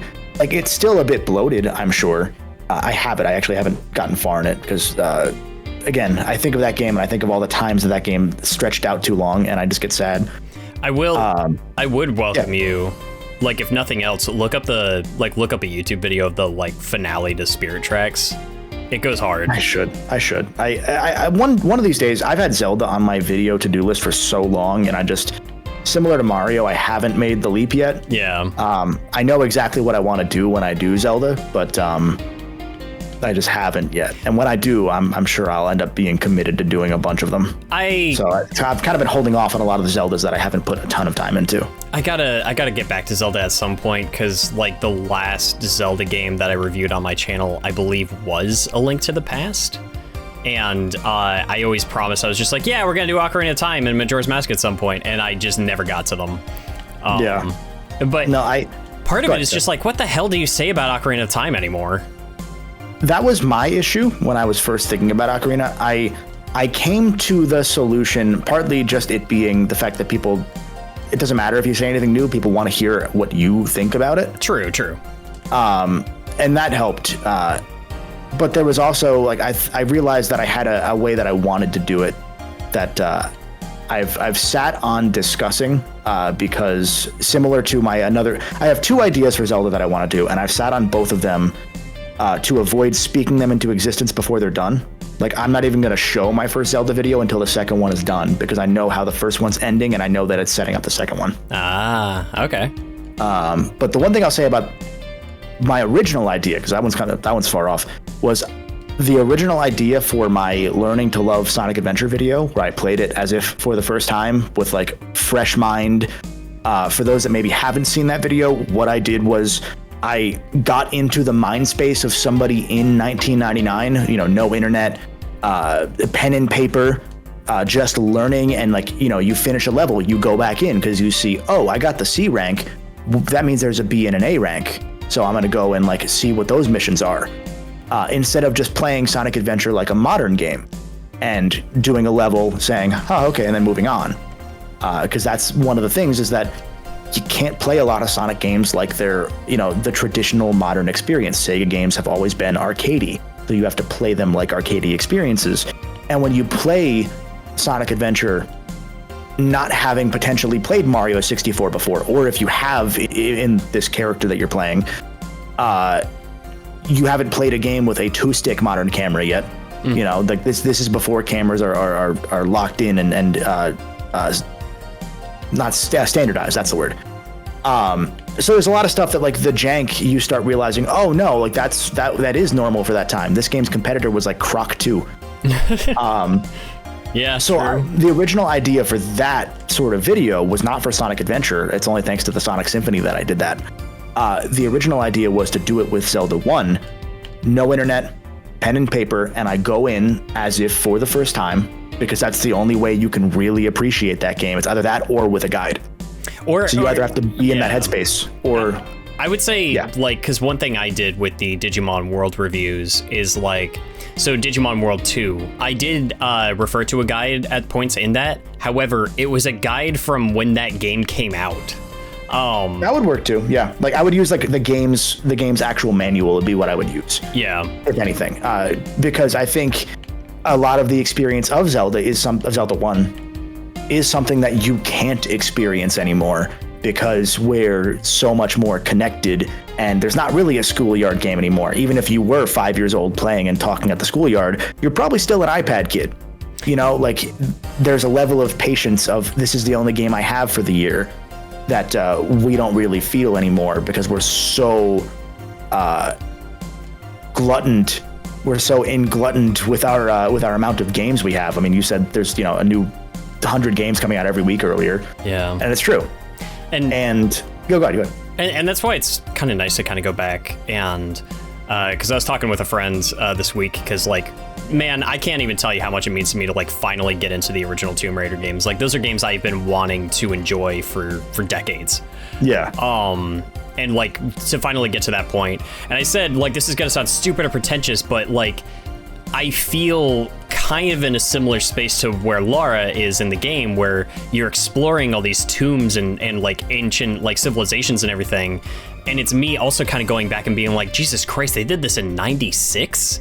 And just kind of seeing the remnants of like a bygone era. It like there was a completely different philosophy for like creating games back then. And this was the first time anyone had tried it that way. Yeah, no, it's that Wild West era is something that we will never probably be able to see again. Like, VR was the closest it could ever come, and even then VR quickly found a lot of its footing thanks to a couple games in terms of like, here's the standard to go with. Like, there are still games that are changing the mold, but you know, it's impossible for VR to have that same effect as the jump to 3D. Or as the early jump to games and, you know, before 3D. Like, we're not in that era anymore, and we never will be. So it's, again, and it goes back to that fascinating element of that is that era when games were just leaving mostly being in Japan. Yeah. Mostly being made in Japan. Or mostly being made in Japan, or are regionally exclusive games. You know, Europe had its own games, America had its own games. It's between that and then the jump to 3D, when all these engineering firms get involved, when all these 20th Century Fox and Disney are making their own publishing arms and throwing millions of dollars and saying, we don't care about the return, just, you know, we'll figure that out later, make games because we need to get in on this. All of that combined with the slow but like noticeable shift from that white collar start at the start of like that PS1 era, to by the end you start seeing these being treated more as art forms by the people making them. And you hear it from people that like were there for it all the time, but they're like, Lara Croft alone like had a huge impact on the way like the public like perceived video games. No, absolutely. Like, it's wild. I also like I made a I refuse to call it a skeet, whatever the hell the post thing is on Blue Sky, where I was talking about is just like, I feel like the character that has always been portrayed to me from the classic Tomb Raider games of Lara Croft is not the character that's actually there. It's fascinating because she's a mascot just like Crash and Spyro that ran into, just like Crash and Spyro, the milking issue. Like, people don't consider the middle era of Crash and Spyro necessarily as valid, but with Tomb Raider, you think of that middle era more often than you do the early era or the current era. Like, there's so many different Tomb Raiders and so many different iterations of Tomb Raider and Lara as a character that, unless you're thinking of Pointy Boob, that's the only thing that a lot of people will think of with PS1 Lara Croft. Which is wild. Rather than, the way she's portrayed in that game is like, I was always under the impression it was just like, oh, they basically just marketed her as the pinup girl, and like, like they definitely exaggerated like her femininity, but that's not the kind of character she is. Then when you actually play the game, it's like, no, she's got like a slight flirtatious nature to her, but it's very tongue-in-cheek, and she will not hesitate to just put a hole in your head, like, if you get in her way. Like, that's the Lara that I got introduced to. And it's just like you said, it's like it's sort of like how what's the example? There's a really good example that I can't think of now. Of a character that was immediately, before it even released, was already publicly flanderized, essentially.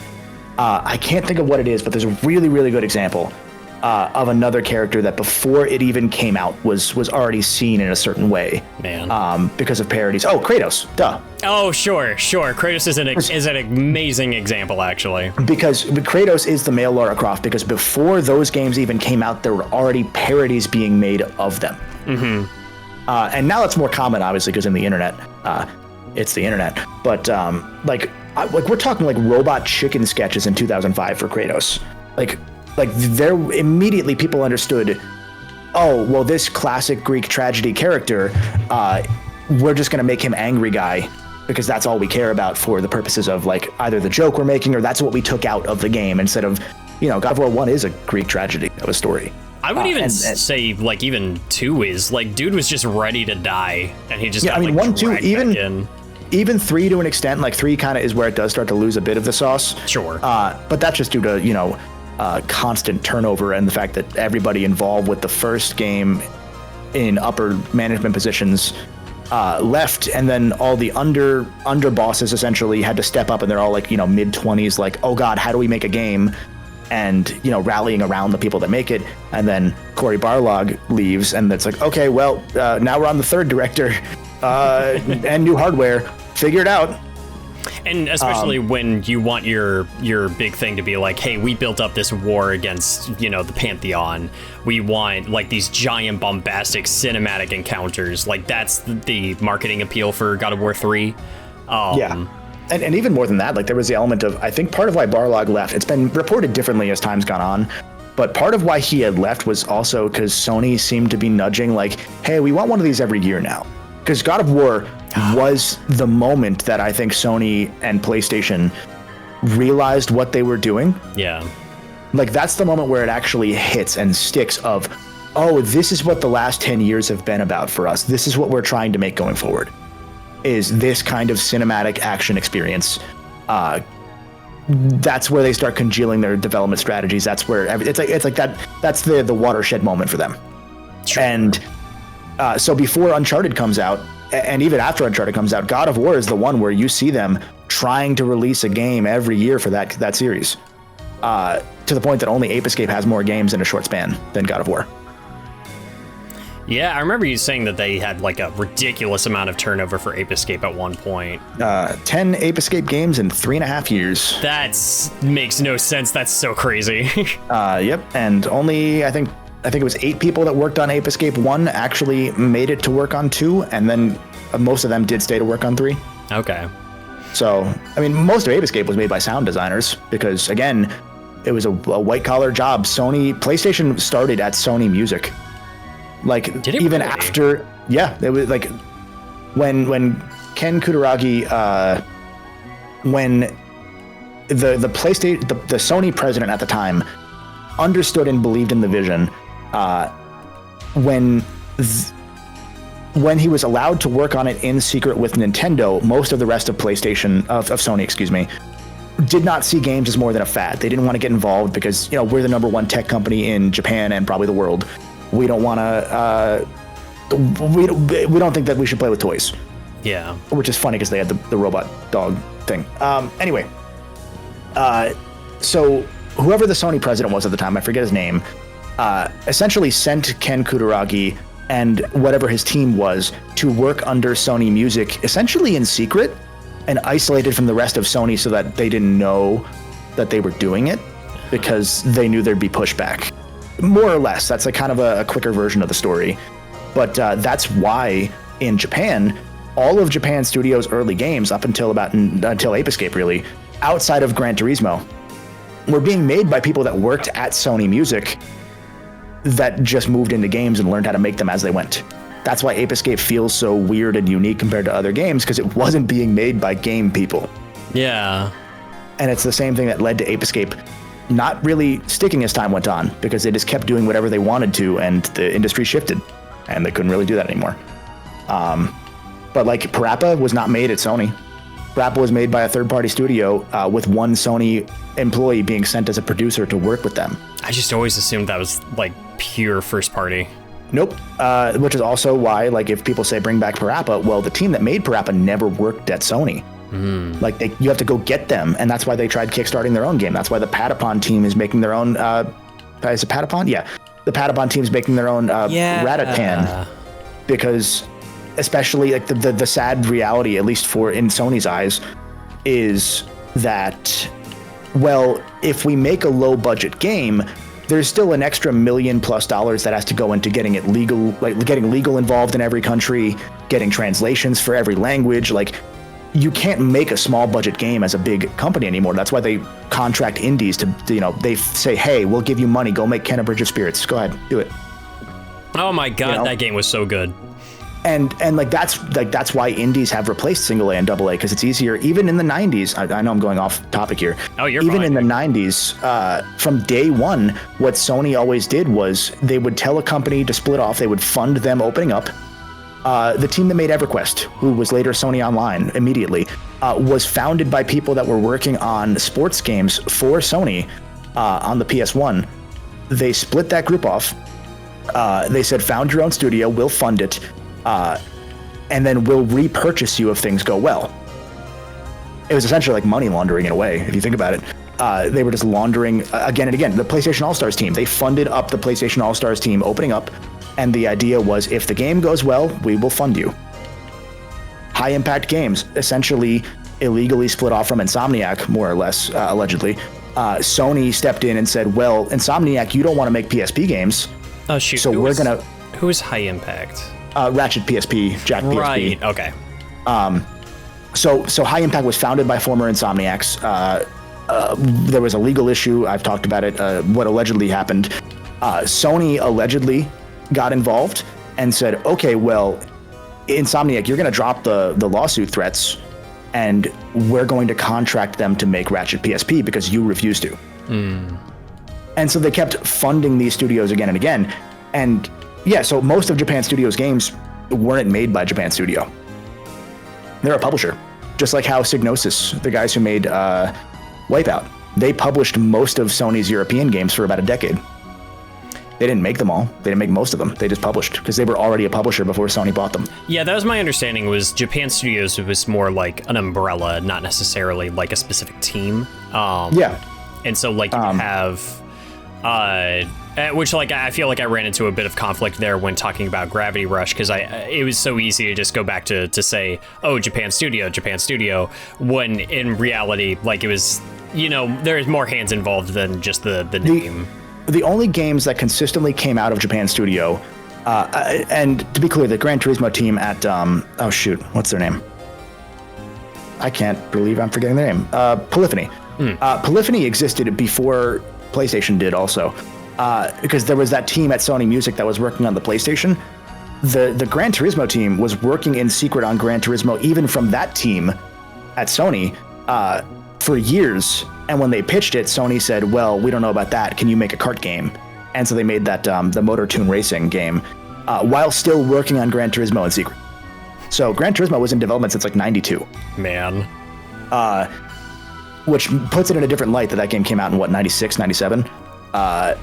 It was still in development for 4 years.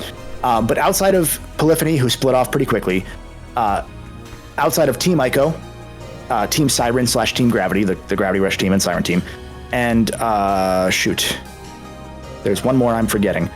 Outside of essentially 3 teams, the Japan Studio didn't really make many games.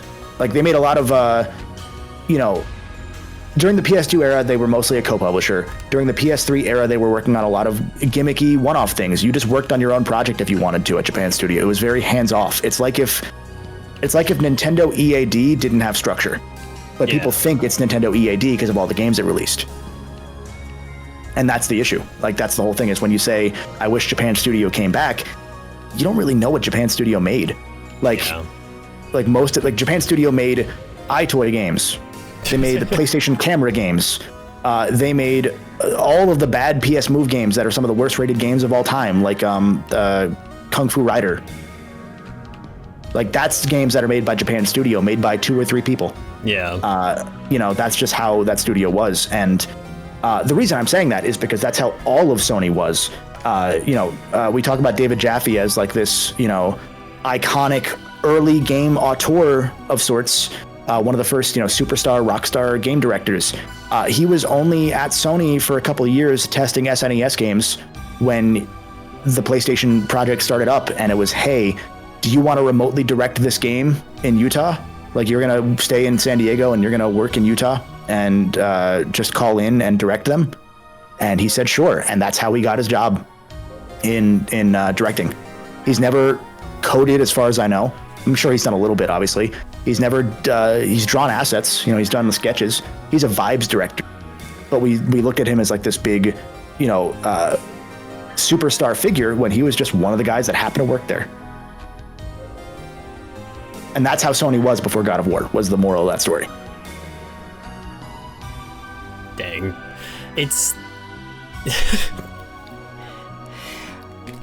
the way this industry works and has worked, and the way like people have moved in, and I feel like that's one of the things that we get lost over time, right? Is we find the names that stick well, and I'm not sure if you've ever seen anything from a YouTuber called Steak Bentley.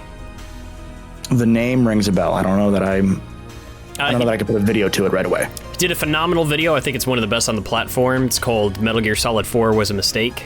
And it's like a 3.5 hour long video just about Metal Gear Solid 4 and everything that went into it, and like what works, what doesn't.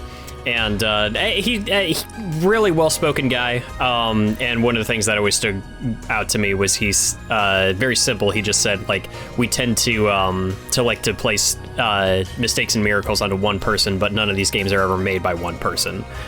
Yep, that's an incredible way of putting it. Yeah. Like there are a few times where, specifically Jaffe's case, where there were, things that you could probably place on one person, from what I've heard. Like people yelling at him because he realized, oh, we forgot about this plot point from 6 hours ago in game. We need to get this item in here now. So you get an item shoehorned in God of War. I forget what that exact detail was, but that's happened. And then Cory Barlog unintentionally took from that and also did that, and he admits it. Yeah. Like there are some of those where you can probably place that on more on one person's shoulders, but you shouldn't, because at the end of the day, other people also forgot. So yeah, it's tough because everyone in this industry is human, and we treat them like gods a lot of the time. Yeah, when at the end of the day, they're sitting at a computer just like doing their best just to try to make things come together. Yeah, I mean, people were upset, and not to stick on God of War, it's just I've been working on God of War stuff for so long that sure, yeah, it's in my head. Like with God of War, the PS4 saga, the Norse saga, people were upset that it was only 2 games, and that Ragnarok was like a game and a half instead of just being split into 2 games. Like it is a little rushed at points story-wise. And I can't argue with their reasoning of, well, we didn't have it in us to make 15 years worth of games anymore. Like we were like, this is a 5-year project every time. Most of us won't be here in 15 years. Like we can't do that to other people. We can't put that on them. So we're going to do it in 2 games and do it in 10 years. And whatever happens, happens. Especially with like where the turnover rate is, like with every studio nowadays, there's no job security in game development. Unless you got a really good name. Yeah. Jaffe kept getting jobs till 2018. I mean, even then, look at the way Konami treated Kojima. I'm sure that there was a bunch of stuff going on in the background that we just don't know about. Like office politics are a disaster. Especially when you're a Kojima type figure and it's my way or the highway on everything. Mm-hmm. Like there's no way he wasn't also at fault for a lot of it. Oh sure, let's not pretend that the man doesn't probably his ego didn't contribute to some of that, but at the same time, it's just like I remember even in that era, because I'm not a Metal Gear guy really, like to the point that I wanted to make a video called Metal Gear Virgin Starts with Revengeance. And just play that game as if I didn't know anything about the rest of the series. Oh my god, I honestly think you could still enjoy it just fine. You'll have to fill in a couple of blanks, but I recorded that gameplay. I just never got around to the video. Oh, okay. And I've played a little bit of Metal Gear Solid 1, and I've heard enough of the lore that I know the rest. But the idea of playing stupid and being like, why are they talking about the Patriots from this roided up steroid senator? What does Tom Brady have to do with this? Or stuff like that. But I remember even back during 5's production, like there were like reports, again and again, and this is from Japan, which is usually a lot more tight-lipped, or, we don't get a lot of the gossip because most gamers don't speak Japanese to follow the reporting. A lot of what we get from Japan is very curated based on who is reading it, and, who can translate it. But there was stuff from Konami essentially begging Kojima year after year, hey, you've spent like $50 million on this engine. You haven't started the game yet. Like you guys haven't like actually done work in earnest on producing the game part of the game. It's been a $50 million pre-production. Why? Yeah. Like, not literally 50, that's just an example. But like it was to the point that you need to release a game this year, and that's why Ground Zeroes was a $30 demo. And then it was, okay, you need to release this within the next couple of years, or we're done with you. Like, we're gonna cut bait. We don't care anymore. Like, it's too much money. And like, that sucks from a, money versus art standpoint, but also you do have to play the game a little, you gotta like work with your corporate overlords if you're working in that kind of job. Yeah, and Kojima didn't want to, and now he doesn't have to. And that's the thing too, is just like, not everybody has that enviable position, but like, he had built up the clout, the connections and everything, and frankly, the capital to be able to like actually go forward and start his own process and just go wild. That man's set for life. He can do whatever the hell he wants now, but and I guess he is. I've not sat down to like actually play through Death Stranding. I've heard it's really great once you get into it, and I believe you, but also it's just like there's only so many hours in the day to actually dedicate to the worst 15 hours of game you'll ever experience, followed by, oh my god, this is actually the point. Yeah, and that sounds about like how it's described to me. Yeah, I totally understand why people dropped off that game like nothing else, but then once if you get to the point that it clicks, you're suddenly like, this might be the first game that can actually say it was bad on purpose for a while. I've got a friend who will die by the hill of Drakengard 3's toilet performance and say it's part of the point, and I do not understand what he's talking about, but yeah, I don't know if you've ever seen Drakengard 3 try to operate. I know a bit of it, but I'm afraid to look deeper. It's got one of the most gorgeous, like, cinematics you could ever hope for from, like, the PlayStation 3 era at its intro, and then it goes to in-engine and turns into a slideshow presentation. Like, yeah, no, that tracks. I believe that. I know of Drakengard solely from, no one really actually talked about these games until Nier, and like I said, I've been afraid to go back because I know the people that like Drakengard love Drakengard, and I'm like, I will say a lot of them are very realistic. I know some diehards, including that one friend, that will be like, they love the Drakengard series. They still know Drakengard 1 is a bad game. Well, that's good. At least they're not in denial, I guess, the way I'm looking at saying that. It's rare though within fan bases, because like you'll have fan bases that are, I love Sonic. I hate every Sonic game. At least with like, it sounds like with Drakengard, it's I love Drakengard, but specifically 1 is bad, and we all know it, but we love it. I've got a upcoming video review where I'm gonna have a really difficult time trying to explain to people why this game that they've been fearfully warning me that I'm eventually gonna have to cover is a game that I actually think I might kind of enjoy. And I can't tell you why. I can't defend the game. It's not great. Works for me though. That's all that matters. Those are the worst games to YouTube, but the best games to play. I think it'll be a fun script to put together. No. When it comes down to it, if you can just find 100 different ways to say, but it has sauce, that's all that matters. But the vibes, though. Yeah. You know how many podcasts I listen to while playing this?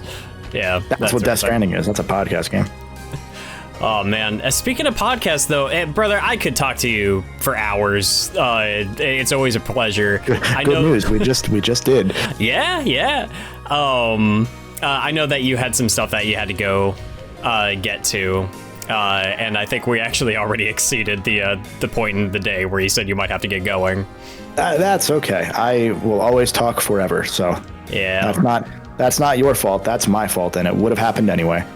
I certainly enjoyed myself, though. No, this was a ton of fun. I really enjoyed it. I always enjoy talking shop with you. Thank you for having me. I'm sure we will do it again with specifically Xenoblade at some point.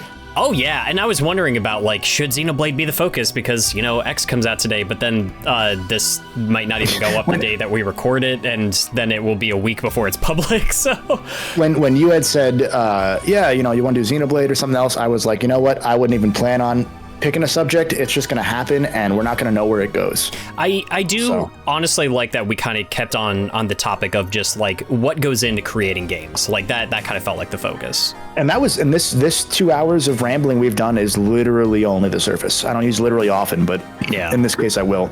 And there's just so much to get into. I'm sure we bounced off of topics and only half covered a bunch of them, but there's just, everything what I'll end on is everything that you don't like about any game, the people that were working on it almost certainly knew a year or so before that and dislike it even more than you do, but they couldn't change it because something else was more important. That's not to say, I had a designer mention like, I'll push back on that, because there are times where, people just genuinely, I didn't even think about that. Like Ghost of Tsushima didn't have an outfit hotkey system until someone on Kinda Funny pointed it out, and then the director was like, oh crap, that's a really good idea. That happens, obviously. There are some what are they thinking moments, but usually it's just they were thinking about something else or about clocking out. Yeah, and I do think that like us being able to discuss that was kind of poignant, because again, that's really what drew me to your channel and to your content and to your style of actually not just talking about these games and projects, but like discussing them. And I would definitely encourage anybody that's listening, check out TheGoldenBolt. Please, by all means, highly recommend the Parasite Eve video. It's one of my favorites that you've done. But there's also just hours and hours and hours worth of just wonderfully constructed content to watch and to listen to. Is there anything in particular that you have upcoming, or just that you're particularly fond of that you would like to plug? Everything hurts. Depending on when this comes out, I should be continuing my God of War retrospective saga. So God of War 3 is coming out relatively soon at the time of recording, so I think this will be out by then.